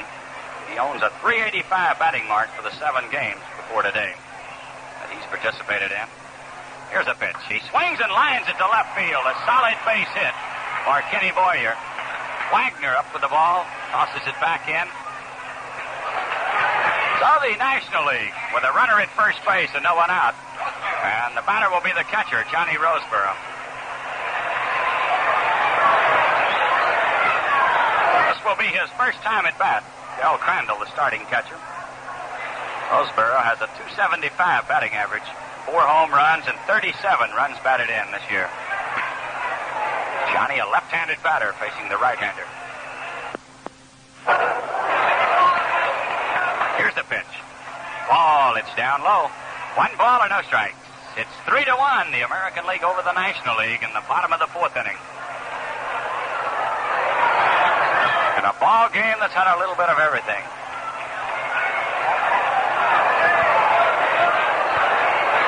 Herbert gets ready.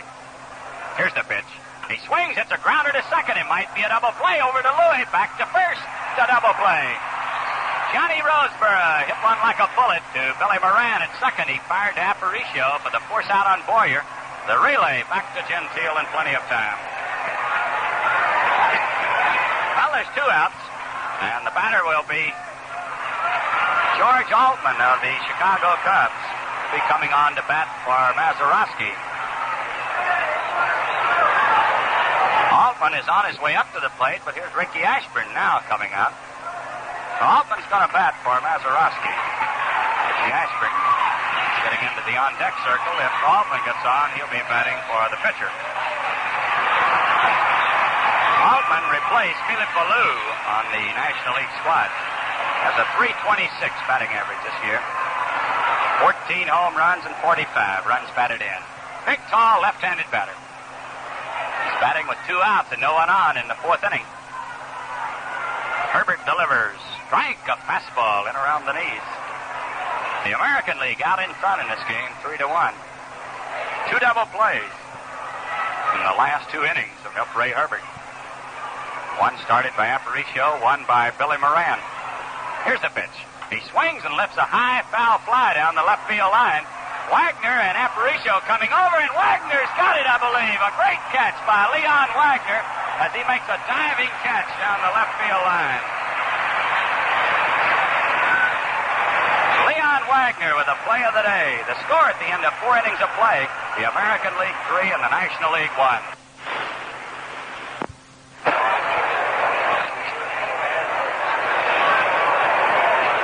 The top of the batting order for the American League. Rich Rollins to lead off.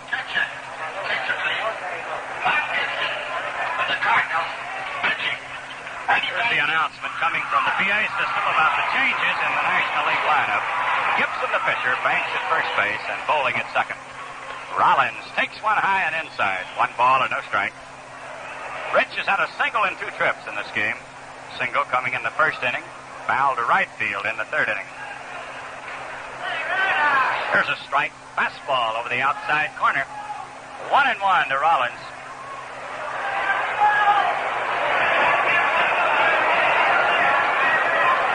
Here's a ground ball hit to the shortstop. Grote on a big hop to throw to first. He is out by a step. Rich Rollins goes out short to first. 1 away, and the batter will be Billy Moran. Billy's 0 for 2 in this game. Fly to center, safe on an error in the 3rd inning. It's a 3-1 ball game, the American League out in front. There's a swing and a miss on a fastball. Jack just informed me there are some who believe that Bob Gibson is even faster than Sandy Koufax. And that's really throwing the ball. Here's a curve down low. 1-1 to Billy Moran. He's batting in the 5th inning. 1 out with no one on. The American League in front, 3-1. Here's the pitch. Down low, he chucks his swing. A ball 2 and a strike 1 count. In the National League batting order, Ernie Banks will bat 4th. Here's the 2-1 pitch.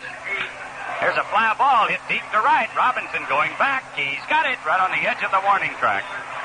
Billy Moran lands one. In the deep right field, Robinson goes back and makes the catch. It's 2 outs.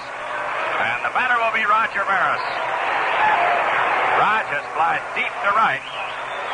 And on his last trip, he went out on a fly ball to Willie Mays at center field.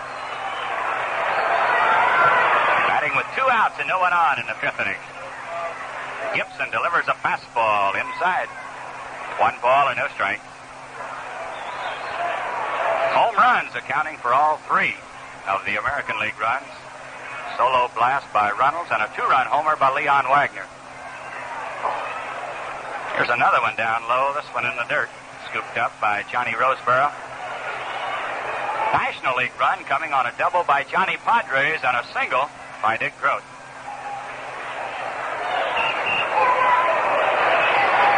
Here's the 2-0 pitch. Strike, he blazed a fastball over. 2-1 to Roger Maris.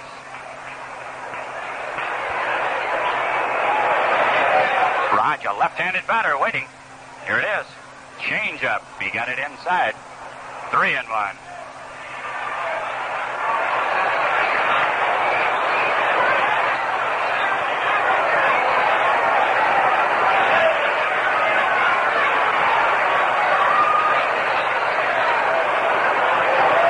Here's the 3-1 pitch. Down low, he walked him. Roger Maris draws a base on ball.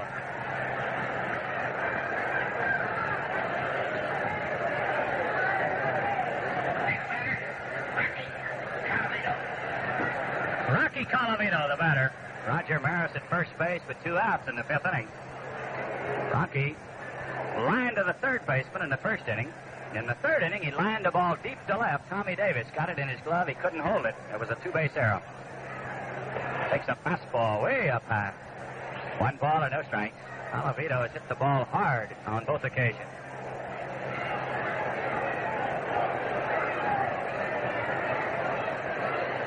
Bob Gibson gets set. The pitch to Colavito. He swings and misses on a fastball. Rocky told me before the game today this was his first time to play in Wrigley Field. He said, I hear they sail out of here, and I hope I can get one up in the air. Well, he hit one hard enough to go out, but he didn't get it up in the air in the third inning.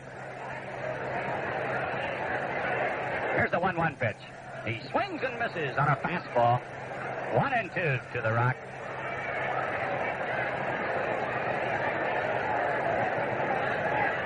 Three to 1, the American League out in front here in the fifth inning. Roger Maris at first base with 2 outs. The pitch to Colavito. Strike 3 call. He got the curveball over, and Colavito is called out on strikes. The score at the end of the first half of the fifth inning, the American League 3 and the National League 1. Well, the first half of today's game was brought to you by the Chrysler Corporation. The second half of today's game is brought to you by Gillette Safety Razor Company. We've had some great fielding plays here today, and here's a great fielder himself, Bill Mazeroski. The other day, Lindsey Nelson got to chatting with Bill on a couple of subjects. Bill, I hear you're a big jazz buff. Yes, I collect all the latest records. By the way, I understand you're a fan of the latest Gillette adjustable razor. I thought my first adjustable was the most, but this new Slim even tops that for easy handling.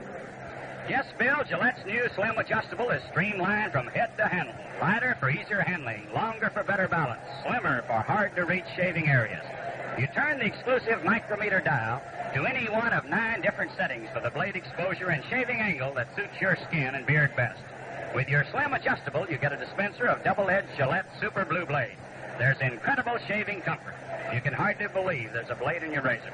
Pick up the new Gillette Slim Adjustable Razor on display at a nearby store. It's the first adjustable razor ever at the low, low price of only $1.50 complete.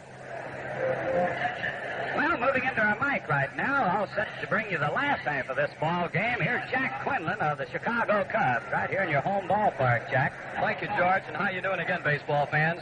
We have a couple of substitutions. Brooks Robinson of Baltimore now playing third for the American League, and rookie Tom Trush of the Yankees is at shortstop.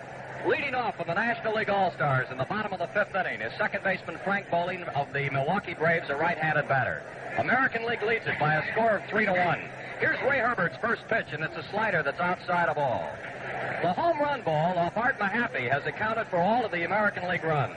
Runnels with a pinch home run in the third, Leon Wagner with a 2-run blast in the fourth inning. The pitch on the way, and Bowling takes a ball that's low outside. Bowling knows all of these American League stars because he, for a number of years, was with the Detroit Tigers. American League 3 and the National League 1, the ball game in the bottom of the fifth. At beautiful Wrigley Field in Chicago. Herbert's 2-0 pitch. Strike called. 2 balls and a strike. Are batting in the same position as the men they replaced. Same position. Ray Herbert, a right-hander. Last time out, last Thursday, he beat Washington. Stenhouse started, worked 2 innings, allowed a run and 3 hits. National League has 5 hits, the American League 4. Swinging a drive by Bowling, deep to left center. Maris backpedaling, he's got it on the track. Roger Maris went back and put that ball on the track in deep left center field. 1 gone in the bottom of the fifth, and here's the shortstop and leadoff man for the National League Stars, Dick Grote. Right-handed batter, he's been hit by a pitch, and he is singled to center field. Grote, one of those rare specimens that never had an inning of minor league baseball. He stepped right off the campus of Duke University into a pirate uniform, was an All-American in baseball and an All-American basketball star for the Blue Devils while in college. He'll be followed by Frank Robinson. 1 out in the bottom of the fifth, the National League trailing 3-1. Herbert into the windup. Here's the pitch. Curveball, strike, inside corner at the letters. 0-1 the count. Beautiful baseball weather in Chicago. If we'd ordered this 6 months ago, the weatherman couldn't have smiled any more than he has done today. Perfect for baseball for the players and the spectators. Grote takes a fastball down low. The count is even, ball 1 and strike 1. Earl Batty steps out in front of the plate, fires the ball back out to the mound. Robinson at third, Tress at short, Billy Moran at second, Big Gentile at first. The outfield made up of Leon Wagner, Roger Maris, and Rocky Colavito. 1-1 to Grote. Swing and a liner. Look out. It's foul in the box seats behind the first base dugout. 1 ball and 2 strikes on Grote as he hammered a ball into the box seats down the right field line. Grote is not a power hitter. He's had only 1 home run all year, but he is a good hitter. He's an exceptional hit-and-run man, a good right field hitter, and very seldom will he strike out. 1 ball and 2 strikes on the captain and shortstop of the Pittsburgh Pirates, Dick Grote. Harry Kraft coaching at third, Bertie Tebbetts at first. Here's Ray Herbert's 1-2 pitch. A ball inside. Jocko Conlon looked like he was going to raise that right arm, but he called it ball 2, and the count is even. 2 balls and 2 strikes.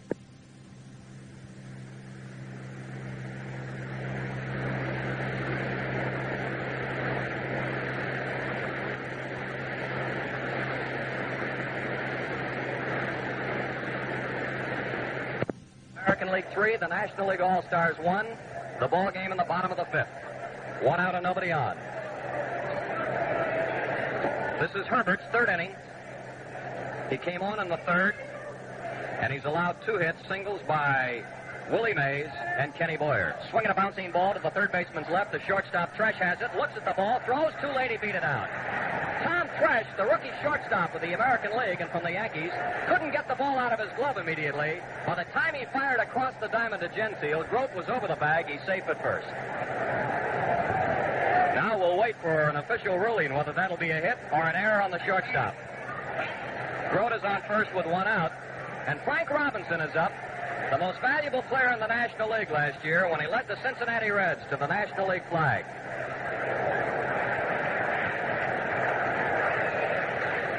Man on first base and 1 out. American League leads by a score of 3-1 at Wrigley Field in Chicago. They're going to give Grote a base hit. Here's the pitch to Robinson, a swing and a foul, and he bangs it up on the net. Credit Grote with a hit, his 2nd, and the 3rd hit off Ray Herbert, and the 6th National League hit of the day. So Grote is on first with 1 out, and the count on Robinson is 1 strike. Frank, big right-handed batter from the Cincinnati Reds. He's hitting .339 for the year with 19 home runs, 85 runs driven in. He's the tying run at the plate. The outfield deep and swung way around to the left for the full-hitting Frank Robinson. Ray Herbert looks in to get a sign from Batty, his catcher. Grote with a lead, and here's the pitch. In the dirt. Nice stop by Batty. He blocked that ball and kept it from going behind him. 1-1 the count on Frank Robinson. Waiting to hit next is Hank Aaron of the Braves. Not an empty seat in the ballpark, folks. It's loaded. Right around 40,000 here today. The first time the All-Star game has been played at Wrigley Field since 1947. Frank Robinson, right-handed batter, out of the box briefly. Ray Herbert's getting the new baseball from plate umpire Jocko Conlon.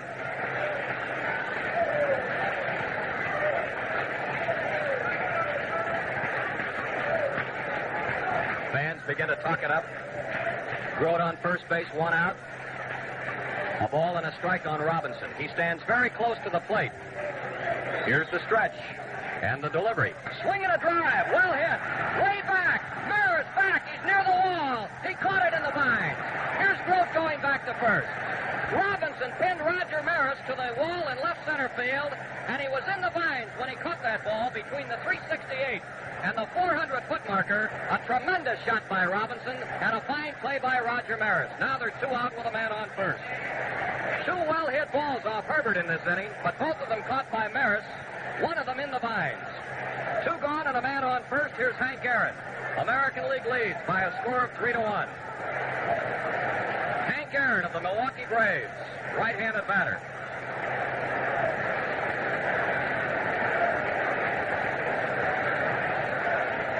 Red number 44 on his back. Herbert trying to get out of the inning. Here's the stretch. And the pitch on the way, and it's a strike call just above the knees to Aaron. 0-1. Hank Aguirre of Detroit again is warming up in the American League bullpen down in right field. The American League leading by a score of 3-1 on a pair of home runs, one by Reynolds and one by Leon Wagner. The National League scored first. They got their only run in the bottom of the 2nd. Here's the 0-1 pitch. Aaron takes a ball. It's over the plate below the knees, and the count is even at ball 1 and strike 1 now. Wagner very deep in left field, Maris over in left center, and Colavito well off the right field line, over 100 feet off that line. 1 ball and 1 strike. Mays opened the game for the National League in center field, and he had 2 for 2. This is Hank Aaron's first time at bat in the ball game. Rode on first base, 2 out in the bottom of the 5th. The pitch by Herbert. Curveball low outside. 2 balls and a strike. Robinson at third, Tresh at short, Billy Moran at second. Moran, who has solidified the Angels' infield defensively and turned Bill Rigney's team into the talk of the American League through the halfway point in the season, spends his off-season down at Georgia Tech. He's very deep at second on the edge of the outfield grass right now. A big hole on the right side of the diamond between Moran and Jim Gentile, who's holding the man on at first. Ray Herbert's in the stretch. The 2-1 pitch. Aaron takes strike 2 on the outside corner, a fastball up around the letters. And the count is even out. 2 balls and 2 strikes. Usually here at Wrigley Field, there is an open section of bleachers in center field, which is roped off, as George mentioned earlier, because it will help the hitters. It's a good background. But they opened up that section today, and the bleachers are jammed to capacity. First time that those empty seats have been available for the public since the All-Star game was played here in 1947. Aaron levels that bat over the plate. Here's Ray Herbert's 2-2 pitch, a swing and a bouncing ball over the mound. The shortstop, Tresh, has the ball, fires to first, and he is out to retire the side. So Aaron bounces out, Tresh to Gentile.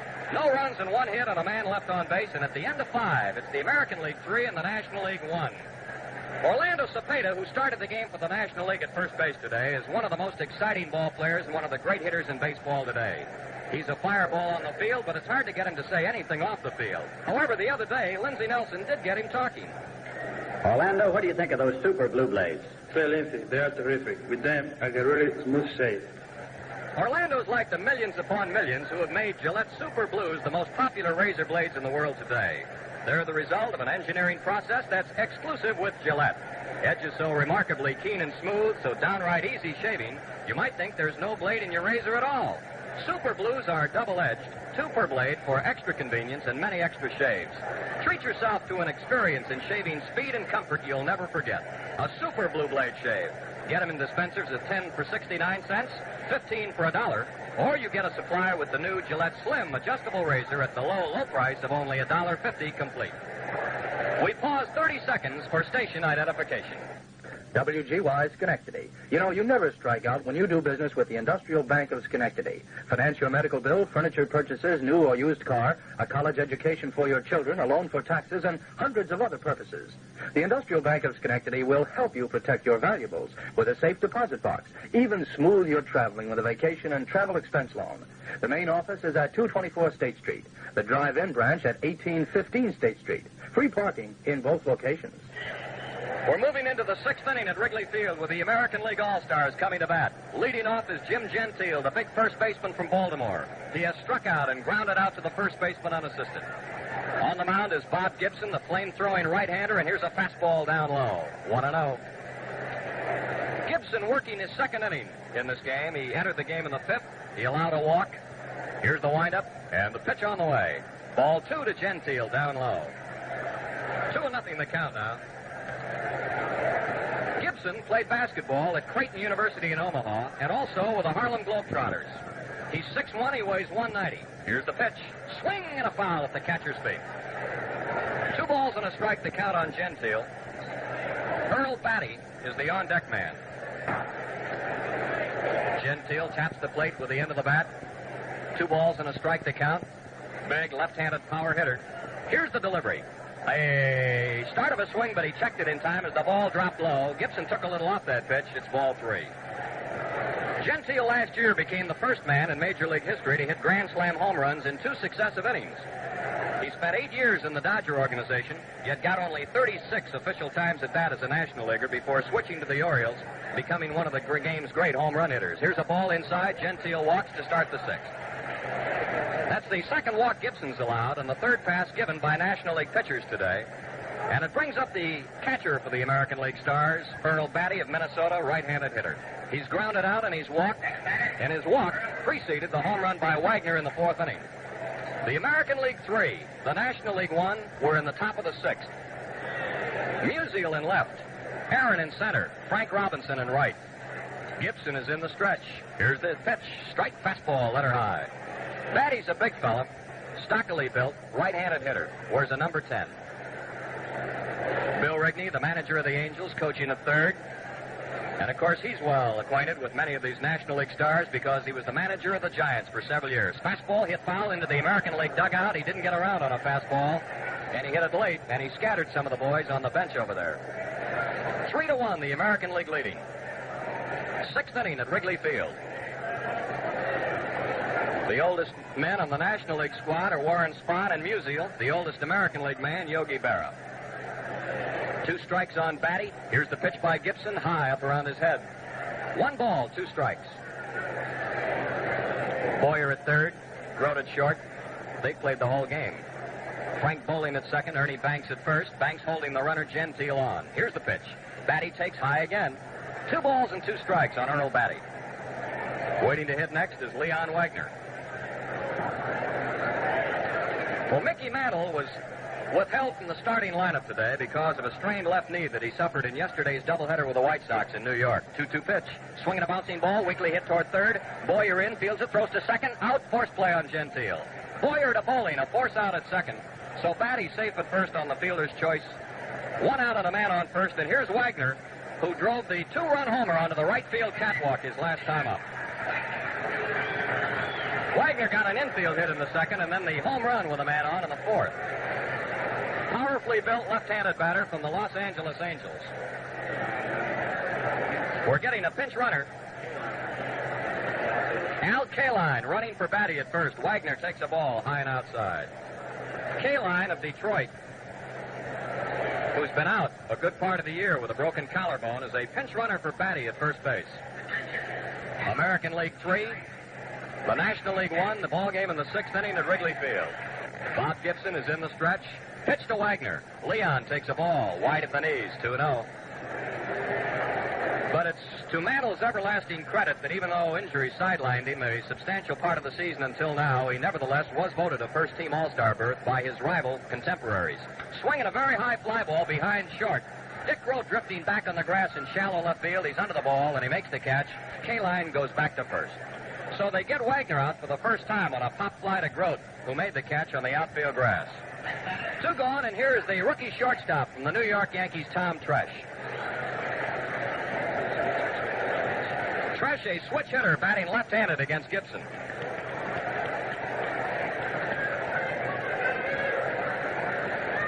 Three to 1, American League leading. Top of the 6th. Kaline, a pinch runner at first with 2 away. The pitch to Tresh. Strike, fastball, letter high.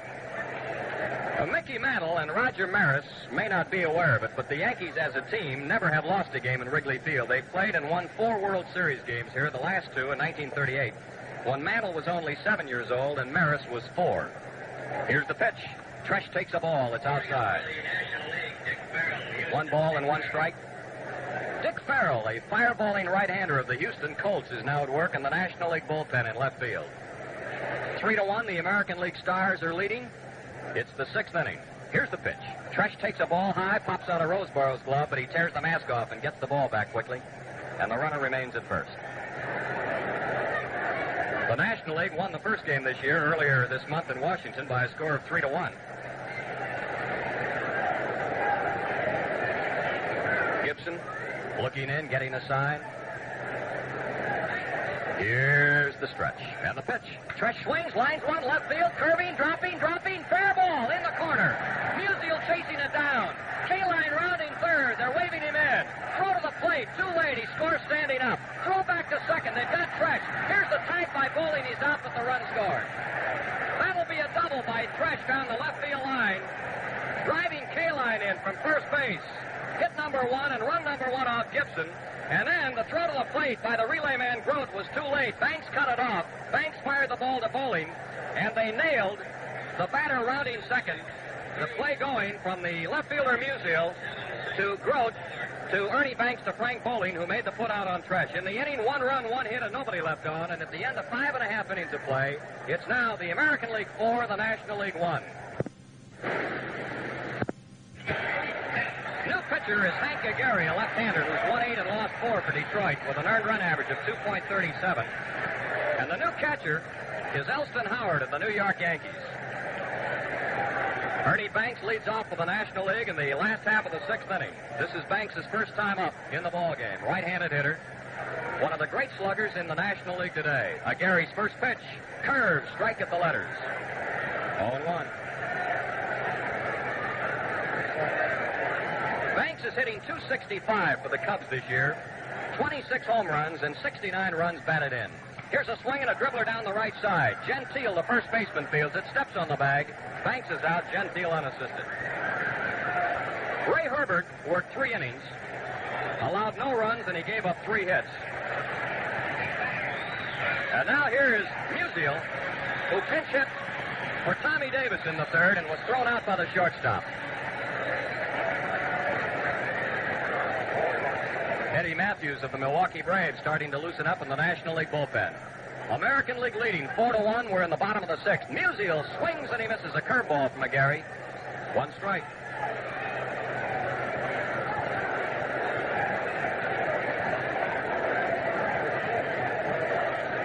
Now the windup by Aguirre. Big left-hander throws. Curveball swung on, a high fly to center.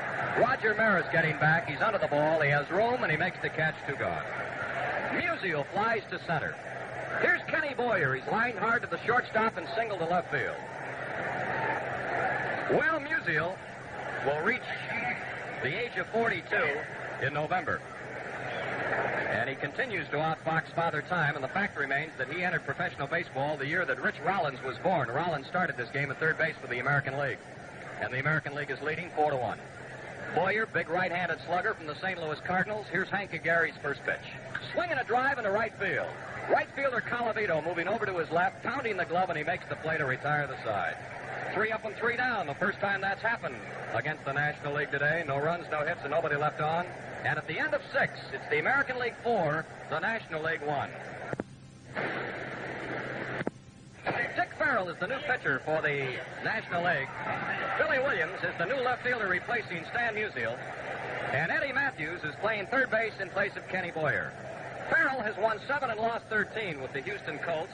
He has an earned run average of 2.85. As a matter of fact, yesterday afternoon in the second game of a doubleheader right here at Wrigley Field, he was the winning pitcher for Houston as they defeated the Cubs by a score of 3-1. Farrell has been used both as a relief man and as a starter by Houston manager Harry Kraft. Hank Aguirre, the pitcher, leads off. In the 7th inning for the American League, they are leading the National League Stars by a score of 4-1. He's the switch hitter. He's batting left-handed against Dick Farrell. Here's the pitch. Fastball down the middle of bullseye. Strike called. So it's Matthews at third, Grote at short, Bowling at second, Banks at first. Billy Williams of the Cubs in left, Hank Aaron of Milwaukee in center, swing and a miss by Aguirre, and Frank Robinson of the Reds in right. Bob Gibson worked 2 innings, allowed 1 run, 1 hit, struck out a batter, and he walked 2. And this is Dick Farrell. The 0-2 pitch to Aguirre struck him out, a knee-high fastball. 3 pitches did it, and that's the 5th strikeout against the American League All-Stars, the first recorded by Dick Farrell. 4-1, the American League leading. Here's Brooks Robinson, the right-handed batter, third baseman, up for the first time.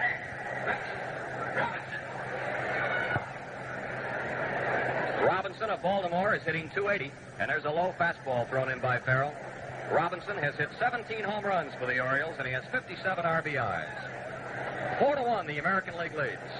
National League led from the 2nd inning until the top of the 3rd when the American League tied it, and the American League Stars went in front with 2 runs in the 4th, added 1 more in the 6th. A swing and a foul. It's back on the screen. 1-1 on Robinson. He'll be followed by Billy Moran. Hank Bauer, the manager of the Kansas City A's, the old Yankee warhorse, is coaching at first base for Ralph Houck. Here's a ball that's outside. Farrell has 3 main pitches, a blazing fastball, a good slider, and the slip pitch, which he has been taught by his general manager, Paul Richards, down at Houston.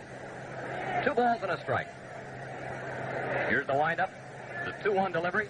Low inside, right off his shoe tops. It's 3-1 on Robinson.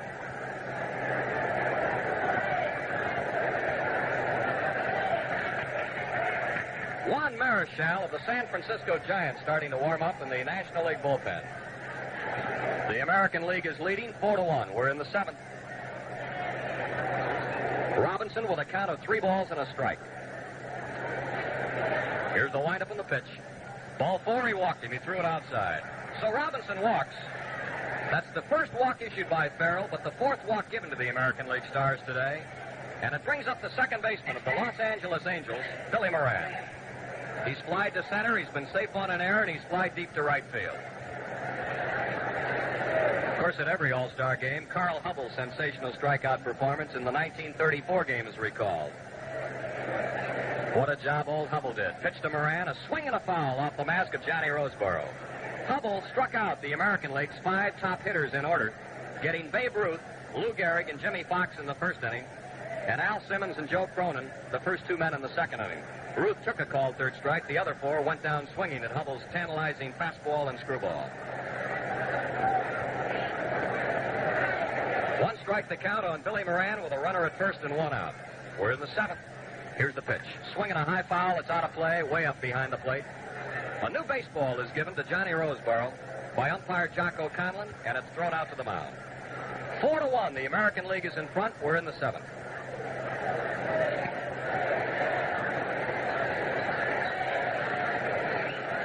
Farrell goes into the stretch, keeps an eye on Robinson. Here's the pitch. Inside, low. Ball 1, strike 2. Yes, sir, there's not an empty seat in Wrigley Field today. And there are fans on several roofs of apartment houses, behind the left field wall, behind the right field wall. Here's the pitch. Swinging a liner into center field. Hank Aaron comes on fast. Did he catch it? No, he trapped the ball. He threw the ball to first base. Now he's going to claim that he caught it. And the second base umpire out there, Kenny Burkhardt, says no, that he trapped that ball. And then Aaron fired the ball back to first because he was going to try for a double-up on Brooks Robinson, who was halfway between first and second. When the umpire ruled it a trap and not a fair catch, then Robinson raced into second base, and that's going to be a hit for Billy Moran.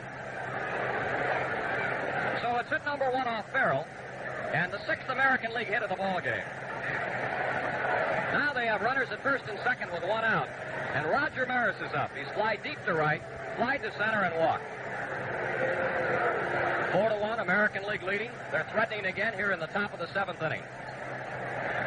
Dick Farrell of Houston is on the mound for the National League All-Stars. He's in the stretch. Robinson at second, Moran at first, and Maris swings and fouls one behind the plate, strike 1. Billy Williams in left, Hank Aaron in center, and Frank Robinson is very deep in right.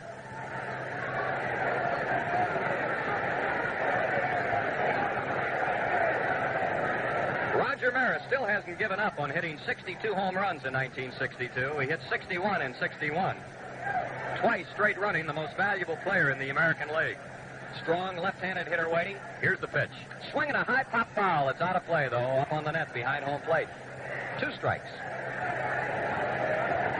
Farrell broke in with the Phillies, then was traded to Los Angeles Dodgers. And in the National League expansion draft last October, following the World Series, he was picked up by Houston. 6'2", 210-pounder Dick Farrell had polio as a child and overcame it, which should be an inspiring fact for youngsters. He was told he would never take part in athletics. Now he finds himself in an all-star game. Here's a ball that's low inside. 1 ball, 2 strikes the count on Roger Maris. Robinson at second, Moran at first, 1 gone in the 7th. The American League leading 4-1 over the National League. Matthews at third, Grote at short, Bowling at second. And the first baseman, Banks, is playing deep behind the runner. Roseboro flashes a sign to Dick Farrell. The 1-2 pitch. There's that slip pitch, and he hits a foul off to the right, over near the American League dugout. 1 ball, 2 strikes on Maris. A new set of baseballs is given to the plate umpire, Jocko Conlon, by the youngster in charge of them down here. Farrell in a bit of a jam here after walking Robinson. A base hit by Billy Moran puts American League runners at first and second. Maris swings, and he belts a foul up on the net. And the count remains 1 ball and 2 strikes.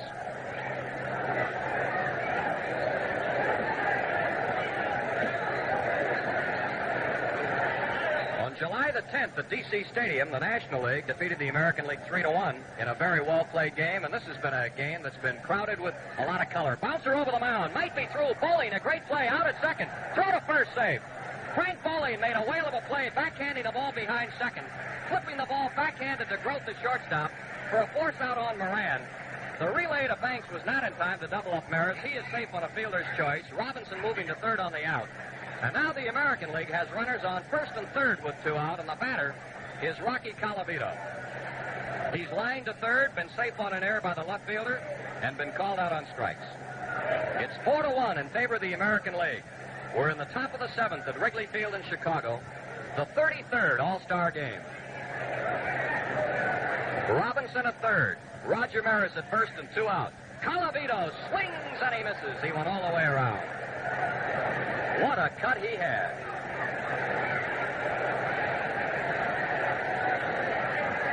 One strike on the rock. Powerful right-handed batter. 22 home runs this year. 66 runs driven in. And here's the pitch. Fastball swung on, well hit. Way back, deep to left. It might be gone. It is a 3-run homer.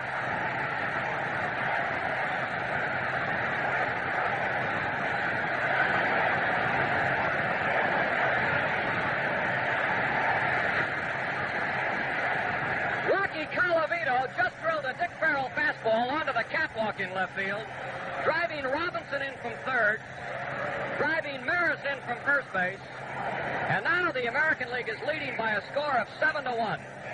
Here is Gentile, the first baseman. He has struck out, grounded out, and walked. Colavito's third All-Star Game home run. A line drive shot onto the catwalk above the bleacher wall in left field.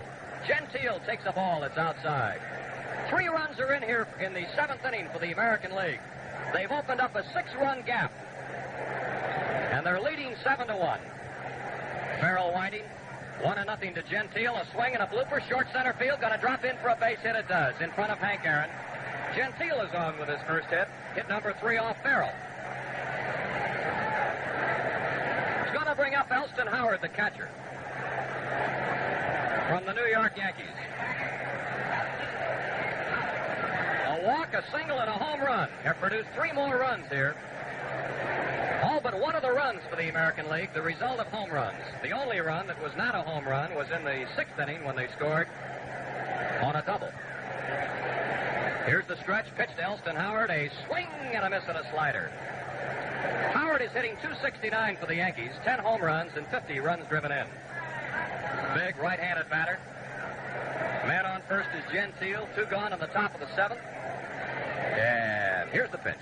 Swing and a miss. Another breaking ball. 2 strikes to count on Elston Howard. Matthews at third. Groth at short. Bowling at second. Banks at first.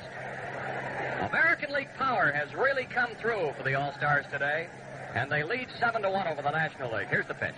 A ball just off the corner to a right-handed batter, a bit wide. Ball 1 and strike 2.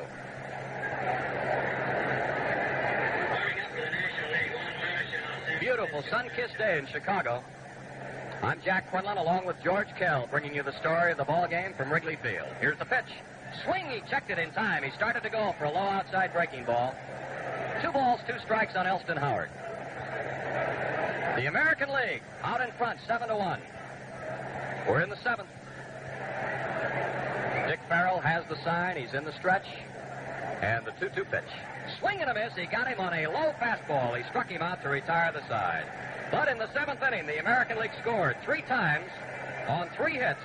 1 man was left on base. We go to the bottom of the 7th inning with the National League coming to bat. The score, American League 7, the National League 1. Fans, we're going into the bottom of the 7th inning, and Johnny Roseboro, the National League catcher, will lead off. National League trailing 7-1. Roseboro hit into a double play the first time up. The pitch by Hank Aguirre. Fastball, strike at the letters. It's 0-1. In the on-deck area is Richie Ashburn of the New York Mets.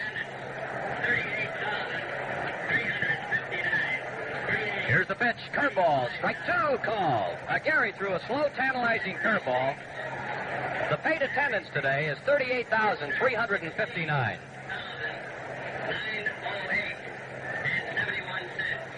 Here's the pitch. A ball that's outside. The paid attendance, 38,359, and the receipts, $216,908.71.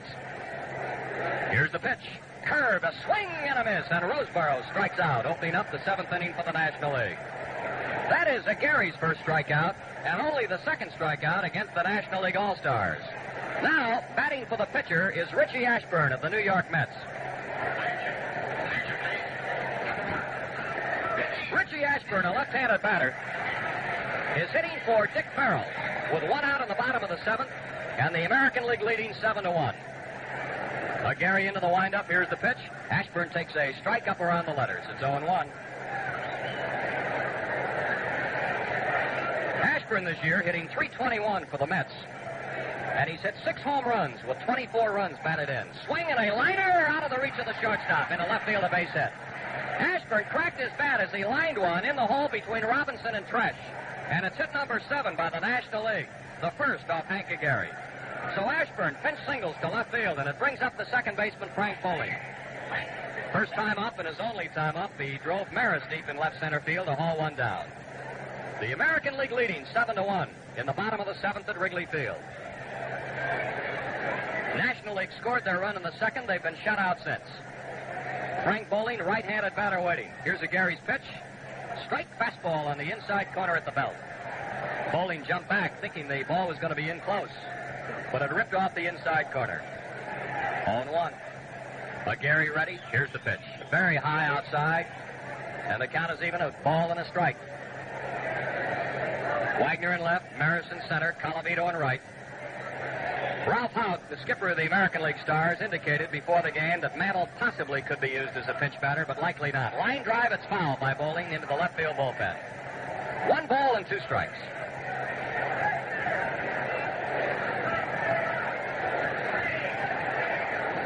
The American League has out-hit the National League 8-7, and they've outscored the National League Stars 7-1. Ashburn at first, 1 out. Here's the 1-2 pitch to Bowling. Swing and a drive into right center field. Pretty well hit. Maris chasing it. Is on the run. He might not get it. He doesn't. The ball lands at the base of the wall. Here's Ashburn going to be held up to third. It's a double for Bowling. Harry Kraft held Ashburn up at third as Bowling doubles to the track in right center field between Maris and Colavito. And it's a double by Bowling, putting National League runners at 2nd and 3rd and 1 out. Hit number 8 by the National League, the 2nd off Hank Gary.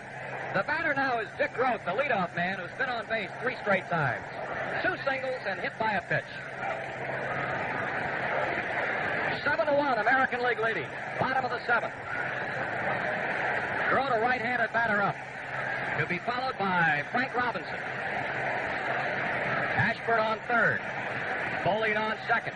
Gary into the windup. The tall left-hander throws. A curveball, strike, 0-1.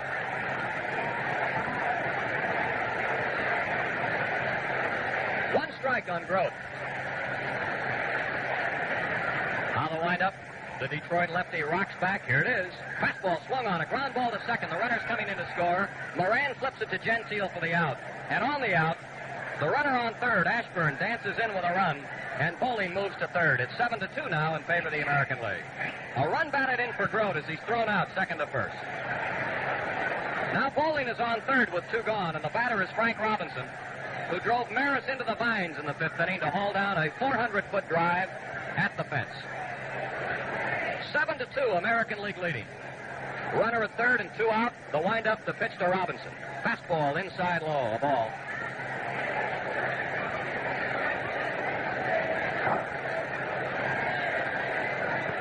Hank Gary on the mound for the American League. Winding.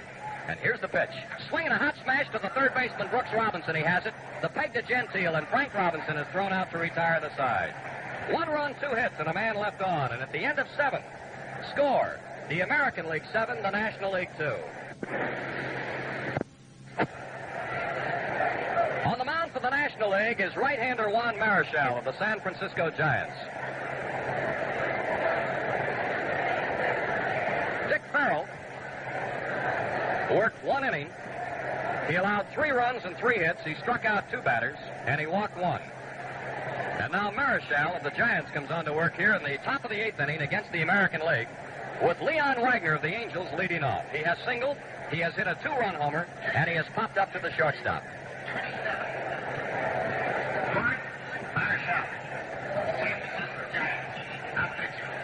Marichal, a big right-hander, has won 13 and lost 7 for Alvin Dark's Giants. First pitch, an overhand fastball that he swings and misses. Maury Wills has replaced Grote at shortstop. Wills of the Los Angeles Dodgers. Marichal, 13 wins and 7 defeats, and 3 shutouts included in the victories. Here's the pitch to Wagner. High for a ball. Marichal is strictly an up-and-over right-hander. Fires the ball from right out of the bleacher crowd up over his head. And he's a good pitcher. Earned run average, 3.32. Wind up, the 1-1 pitch. Slider, cut on in line to hit the center field for Leon Wagner. That gives him 3 for 4. Hit number 1 off Marichal, and hit number 9 by the American League All-Stars. Leon Wagner opens the 8th with a bullet into center field. 7-2, the American League leads. 8th inning. Here is Tom Tresh. He doubled into the left field corner, driving a run in his last time up, but then he himself was nailed, rounding second base, trying to get to third.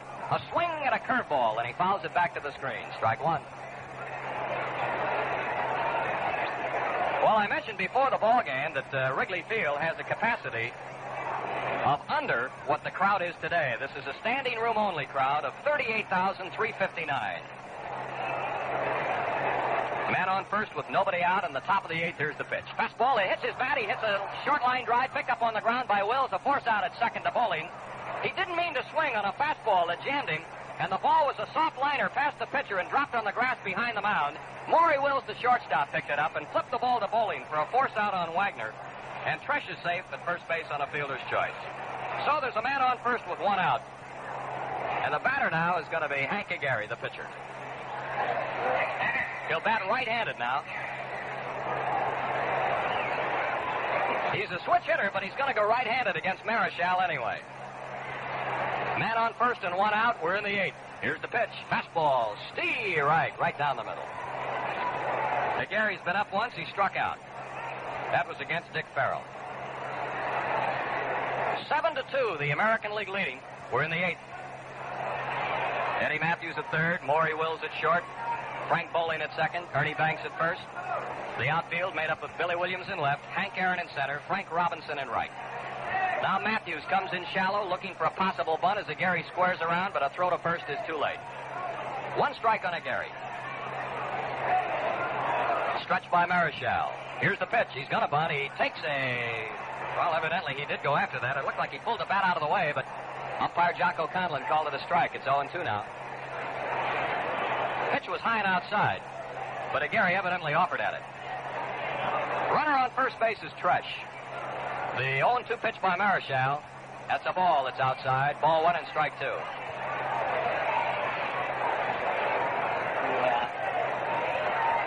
One ball, 2 strikes on Aguirre. He looks down at Bill Rigney, the third base coach. The American League is leading 7-2. They're batting in the top of the 8th.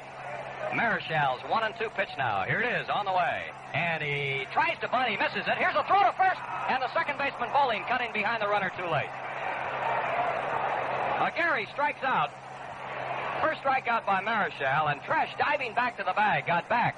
Frank Bowling had cut in behind him, coming around from his second base position.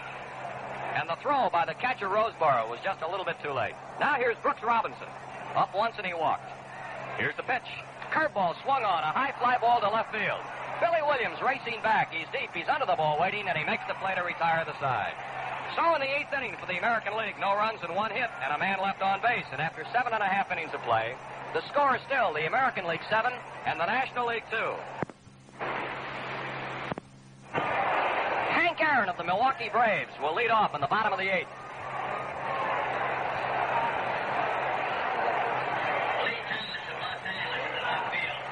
Lee Thomas of the Angels replaces Wagner in left field. We're going into the bottom of the 8th. Here's Hank Aaron, right-handed batter, taking a strike curveball up around the shoulders. American League, the right-hander, Milt Pappas of Baltimore, the left-hander, Jim Cott of Minnesota. Milt Pappas of Baltimore and Jim Cott of Minnesota are warming up. in the American League bullpen. Here's a weak tap to second. Billy Moran flips it to Gentile for the out. Aaron hit a weak ground ball to Billy Moran, and there's one gone. Here's Banks. Ernie Banks has been up once, and he grounded out to the first baseman. One out and nobody on in the bottom of the eighth. The American League leading by a score of 7-2. National League has 8 hits, 3 off Stenhouse, 3 off Herbert, 2 so far off of Gary. Banks, right-handed batter, deep in the box. Wind up, and the pitch by Gary. Fastball swung on, a high fly to center. Roger Maris going back. He's at the wall. It might be gone. It's off the top of the wall. Banks rounding second. He'll try for a triple. Here's Colavito's throw. He's in the dirt, safe. A 3-base hit. Ernie Banks triples off the center field wall, up over Maris's head, and it's hit number 3 off of Gary, as Banks hits a long triple off the top of the wall in center field. That'll bring up Billy Williams, the Cub left fielder and the National League left fielder, batting for the first time today. Man on third and 1 out in the bottom of the 8th. The National League trailing 7-2. Billy Williams hitting .309. 18 home runs this year for the Cubs with 66 runs driven in. The windup on the pitch by Gary. Curveball, and it's wide, a ball. 1-0. Last year, Williams was named the Rookie of the Year in the National League. Comes from Plateau, Alabama. 22-year-old left-handed batter. Fastball, and he swings and he fouls it on the net. The count is even, a ball and a strike. 7-2, the American League leading. The ball game in the bottom of the 8th. The American League leads in the series 16 games to 15, and 1 game resulted in a tie. That was the second game last year at Boston, called because of rain. This is the 33rd All-Star Classic. Here it is. Swinging a curveball, and he grounds to the shortstop fresh. Here's Banks coming in to score as Williams is thrown out short to first. But the run is in, and it's now 7-3 in favor of the American League. Billy Williams gets an RBI. Banks scoring from third on the infield out. 2 gone, and here's the third baseman, Eddie Matthews of the Milwaukee Braves. Matthews, a strong left-handed batter. Hitting .273. Got off to a slow start because of an injured shoulder. But he's hit 21 home runs for the Braves, and he has 70 RBIs. A run is in the bottom of the 8th. Base is empty. Matthews waves at a curveball by Gary. Strike 1. The American League now leads by 4. 7-3 in the bottom of the 8th. 2 out and the base is empty. Gary rocks back. Here's the pitch. He tried to bunt a curveball, and he missed it for strike 2. The National League did not have a left-handed batter in its starting lineup, except for the pitcher, Johnny Padres. Now they have several. Billy Williams, Eddie Matthews, Johnny Roseboro. Here's the 0-2 pitch. Curve, a swing, a foul tip that Elston Howard hung on to. He struck him out to retire the side. 1 run, 1 hit, a triple by Banks. Nobody left on, and at the end of 8, it's the American League 7, the National League 3. Marichal fires a fastball, strike on the outside corner. It's 0-1. Berra hitting .222 for the Yankees this year. 8 homers and 24 runs driven in. American League leading 7-3. We're in the 9th. The windup by Marichal. Here's the pitch. Checked his swing. The ball is outside. 1-1. Billy Williams in left. Hank Aaron in center. Frank Robinson in right. Matthews, Wills, Bowling, and Banks in the National League infield. Marichal, the 5th pitcher used by National League skipper Fred Hutchinson. Here's a curveball hit on the ground to Matthews at third base. He bobbles it, picks it up, throws low to Banks. Ball gets away from Banks, goes into the American League dugout, and Berra is awarded second base. A bad throw by Eddie Matthews, found it in front of the first baseman Banks. There are 2 errors charged to Matthews. One on bobbling the ball to begin with, and the other error on throwing the ball into the American League dugout. 2 errors for Eddie Matthews on the same play. And that is the 4th National League error. Bobby Richardson is going in to run for Berra at second base. Bobby Richardson, and he'll probably stay in the game then at second base in the bottom of the 9th. So Richardson's at second with nobody out, and the batter is Roger Maris, the center fielder. And he takes a low curveball from Marichal for a ball. It's 1-0. Maris is 0 for 3 today. Flied to right, flied to center. hit into a forced play and walked. 7-3, the American League is leading. We're in the 9th inning. Juan Marichal of the San Francisco Giants is on the mound. He's in the stretch. The look back at Richardson. Here's the pitch. Maris swings at a curveball, and he missed it, going all the way around. 1 ball and 1 strike on Roger Maris.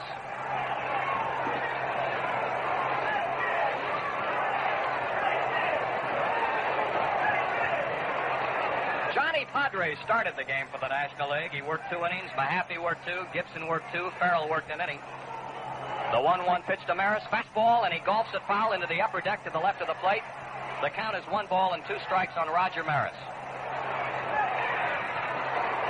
Made baseball history last year. 61 home runs. Richardson, a pinch runner at second. He's running for the Yogi Man. There is nobody out.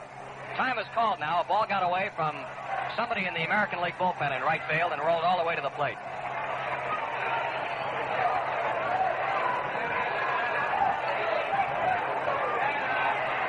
Marichal gets his sign from Roseboro. Big right-handers in the stretch to look back. And now the 1-2 pitch to Roger Maris on the way. And it's a curveball in the dirt that gets by the catcher, goes back to the screen, and Richardson takes third. Marichal threw a breaking ball in the dirt in front of the plate, and it bounded over Roseboro's left shoulder going to the screen.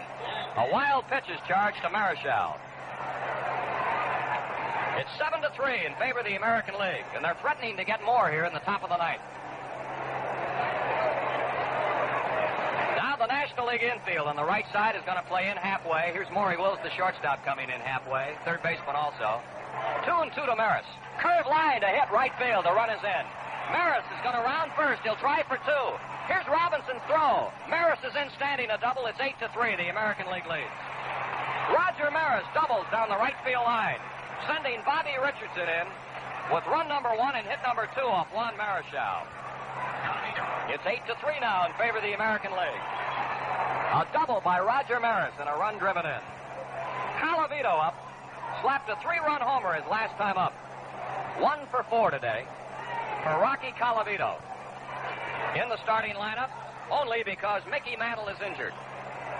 The stretch by Marichal. Here's the pitch. Sidearm fastball goes by the catcher to the screen, and there's Maris going to third.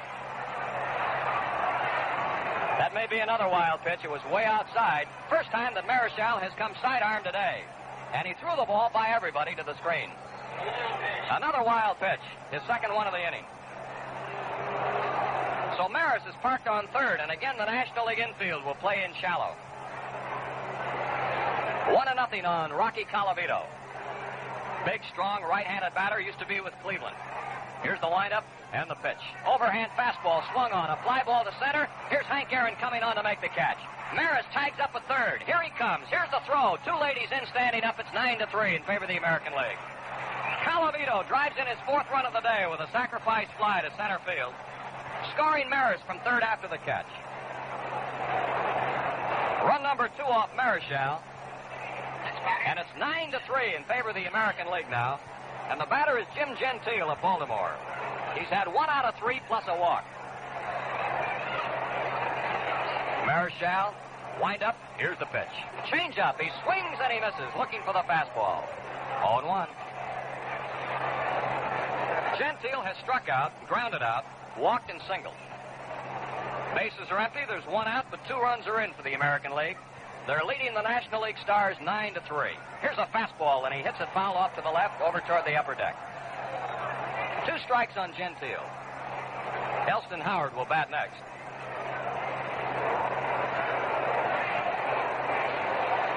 Roseboro flashes a sign out to the right-hander. Here's the windup, the 0-2 pitch to Gentile. Overhand fastball, it's over the plate but low. A ball and 2 strikes. Marichal comes from the Dominican Republic. He's a 6-footer, weighs 185. Last year with the Giants, he won 13 games. Here's the pitch. Inside at the letters, a ball. 2-2. And this year, Marichal has won 13, and the season's far from over. He's a member of Alvin Dark's second-place Giants, who now are 4 games behind the league-leading Dodgers in the National League chase. The 2-2 pitch by Marichal. Gentile takes a slow curve. It's low, ball 3. In the American League, the Yankees lead the second-place Angels by 5 games, with the Twins 5.5 out. There'll be several games in the American League tomorrow night. Here's the windup. And the 3-2 pitch by Marichal. A swing and a drive by Gentile way back in left field. Williams is there. He caught it on the track. A screaming Mimi caught by Billy Williams on the left field track in front of the bleachers out there. Man, have there been some balls hit in this ball game today. Drives that have been caught, some that haven't been caught. The American League is leading 9-3. Here's Elston Howard. He's been up once and struck out. Right-handed hitter. Ed Gentile really got a hold of one and drove a liner to left field that Billy Williams caught on the warning track. Marichal goes into the windup. 2 gone now. Here's the pitch. Here's a swing and a foul back into the crowd behind the plate. 1 strike on Elston Howard. National League will have one more shot in the bottom of the 9th. They'll send up the bottom of the order. Roseboro, a pinch hitter for the pitcher, and then Frank Bowling, slated to hit in that order. Here's a check swing. The ball hit his bat and went foul to the screen. 2 strikes. A double error on Eddie Matthews opening up this inning led to the trouble. And then a double by Maris and a sacrifice fly by Colavito put 2 more runs across the plate for the American League. The 0-2 pitch to Elston Howard. A changeup that's high up around his head. A ball and 2 strikes. American League has 10 hits. The National League 9. American League is leading 9-3, 2 out in the top of the 9th. Marichal winding, kicks that left leg way up. Here's the pitch. Fastball struck him out again. Elston Howard goes down swinging to retire the side. 2 runs in the inning, 1 hit, 2 errors, and nobody left on base. We go to the bottom of the 9th. The National League coming to bat, trailing the American League. The score is 9-3.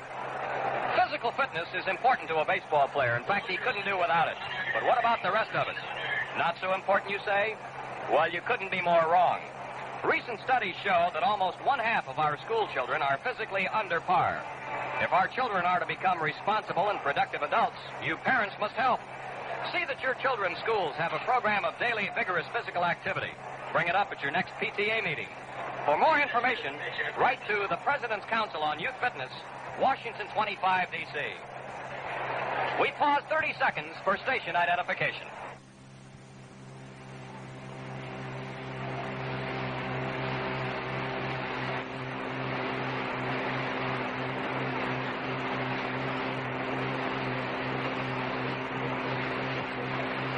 This is WGY Schenectady. You know, it's difficult even for the experts to make a home run, in baseball, that is, but it's simple for you to make your home run smoothly with the help of the Industrial Bank of Schenectady's many services. Protect your valuables with a safe deposit box at Industrial Bank of Schenectady. Save regularly where your savings earn a big 4% interest if left at the bank for only 1 year. The Industrial Bank of Schenectady will help you with a personal loan, business loan, or home improvement loan. Main office at 224 State Street, drive-in branch at 1815 State Street. Johnny Roseboro, who has struck out and hit into a double play, opens up the 9th inning for the National League Stars, and he takes a strike on the outside part of the plate. It's 0-1. National League needs 6 runs to get back into it. They're trailing 9-3. The windup, and here's the pitch. Curveball swung on, well tagged, deep, but curving. Down the right field line, might be fair, might be foul. Home run for Roseboro. There's one that was fair by a foot and no more, as it went just inside the flagpole in right field, and it's 9-4 in favor of the American League.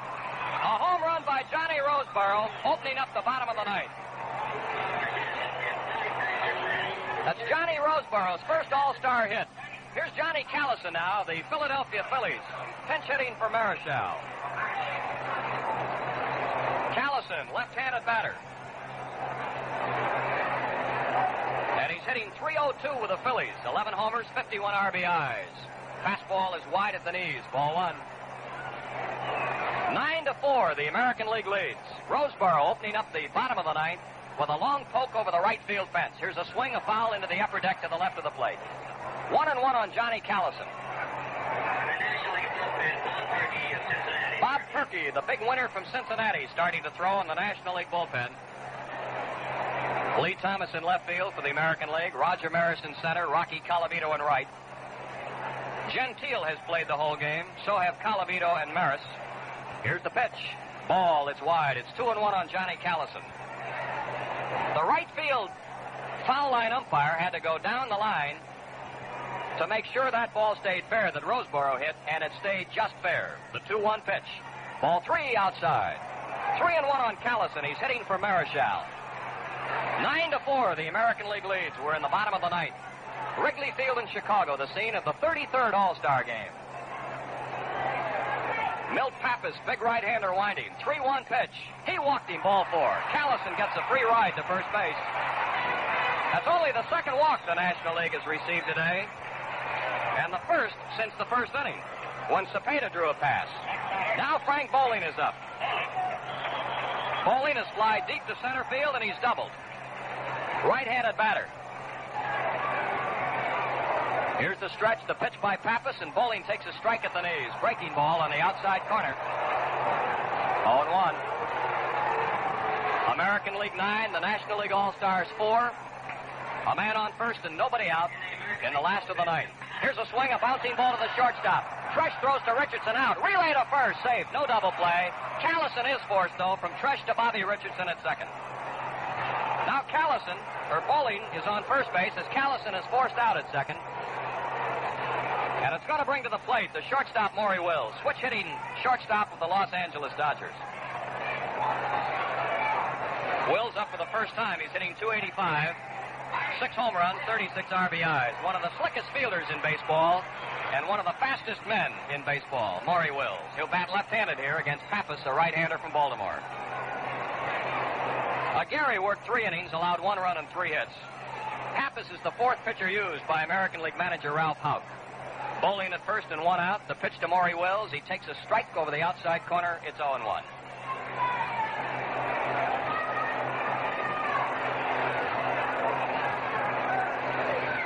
Pappas in the stretch. Here's a ball. It's low. 1-1 the count now.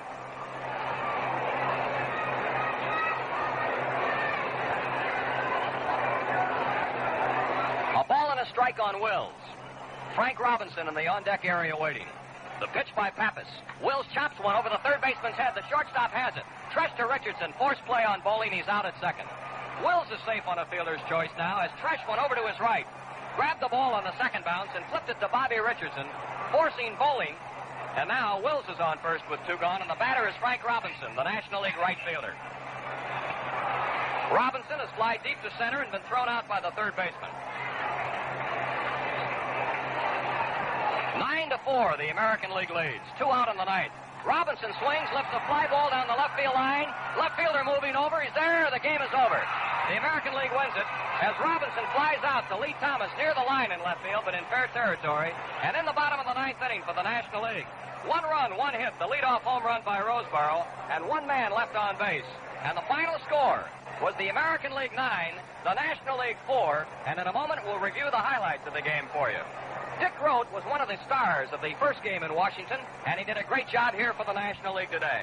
Dick's a real team leader. He was one of the first to try the new Gillette Slim Adjustable Razor. Here's what he had to say about it to Lindsey Nelson. Is this your first experience with an adjustable, Dick? No, Lindsay, I've been an adjustable user from the start. But the new Slim is even better. It's easier to handle. I cinch to get at those hard-to-reach areas. And only the Gillette Adjustable has the precision micrometer dial with 9 different settings. Twisted to the one that gives you just the right blade exposure and shaving angle for your skin and beard. The Slim Adjustable is streamlined from head to handle. Lighter for easier handling, longer for better balance. And it costs only $1.50, lowest price ever for an adjustable razor. That includes a supply of double-edged Gillette Super Blue Blades for all but incredible shaving comfort. Quick shaves, clean, refreshing shaves. See the new Gillette Slim Adjustable Razor at the low, low price of only $1.50. On display now at a nearby store.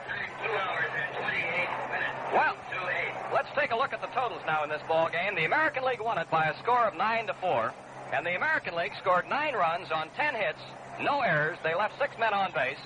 The National League All-Stars had 4 runs, 10 hits. They made 4 errors. They left 7 men on.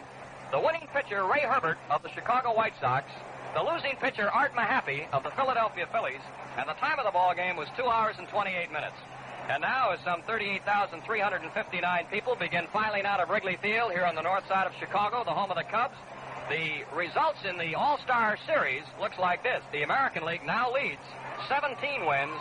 The National League has 15 wins, and one game ended in a tie. So the 33rd All-Star game is over, George, and it was a great one, especially for the American League. They really put on a hitting show here today. Quite a ball game, Jack. We saw a little bit of everything here today, but it was the long ball hitting of the American League that paid off here today for their 9-4 win. The National League started the scoring in the second inning on a double by Padres and a single by Grote, but that was the only time all day they were out in front. The American League then went to work on a pinch hit home run by Pete Reynolds. Pete was batting in the third inning that tied the score at 1-1, and from then on it was all the American League, Jack. They gave a terrific display of their power. Leon Wagner, of course, was one of the big sticks for the American League. He came up today with 3 hits, including a tremendous home run over the right field catwalk. And Reynolds, of course, I didn't think Reynolds, George, was supposed to be that kind of a hitter. I thought he was more or less a slap hitter. I think he might have fooled my Happy when he drove that ball up into the seats in left center field. It was a well-kissed ball, though. He is a slap hitter, but he's playing up in Fenway Park in Boston. They've got this short left field fence some 310 feet away, and Pete has geared his swing to that wall, and he hits a lot of balls off the wall and up in the screen. And here today, Art Mahaffey evidently laid a fastball on the outside part of the plate, and he drilled it about 375 feet away. George, it was good working with you. Good luck to you and your Detroit Tigers for the rest of the year. Thanks, Jack. We're needing a lot of luck right now. I know what you mean. After the home run by Reynolds, the American League went right to work. A walk to Batty in the third inning. In the fourth inning, and a home run by Wagner put the American League out in front by a score of 3-1. In the sixth inning, Earl Batty was safe on a fielder's choice. Al Kaline ran for him, and he scored on a double by Tommy Tresh, making the score 4-1 at that point. Then in the seventh inning, the American League broke it wide open. Brooks Robinson drew a walk. Billy Moran singled. And with 2 outs, Rocky Colavito got his third home run in All-Star competition, slamming a line drive onto the catwalk in left field. And the American League was out in front at this point, 7-1. The National League was not through, however. They came back in the bottom of the seventh on a single by Richie Ashburn, pinch hitting, and a double by Bowling, putting runners at second and third. A bouncer to second got the run in to make it 7-2. In the eighth inning, it was a triple by Ernie Banks and a ground out by Billy Williams to cut the lead to 7-3. But the Tigers picked up 2 more. In the ninth inning, 2 errors on 1 play by Eddie Matthews. Put Bear on second base. He went to third on a wild pitch. Scored on a double by Roger Maris. Roger went to third on a wild pitch, and Colavito coming through with his 4th RBI of the day, a sacrifice fly, made it 9-3. In the ninth inning, Johnny Roseborough closed out the scoring with a home run over the right field fence. So it was 9 runs on 11 hits and no errors for the American League. The National League had 4 runs, 10 hits, and they made 4 errors. The winning pitcher was Ray Herbert, and the loser was Art Mahaffey of the Philadelphia Phillies.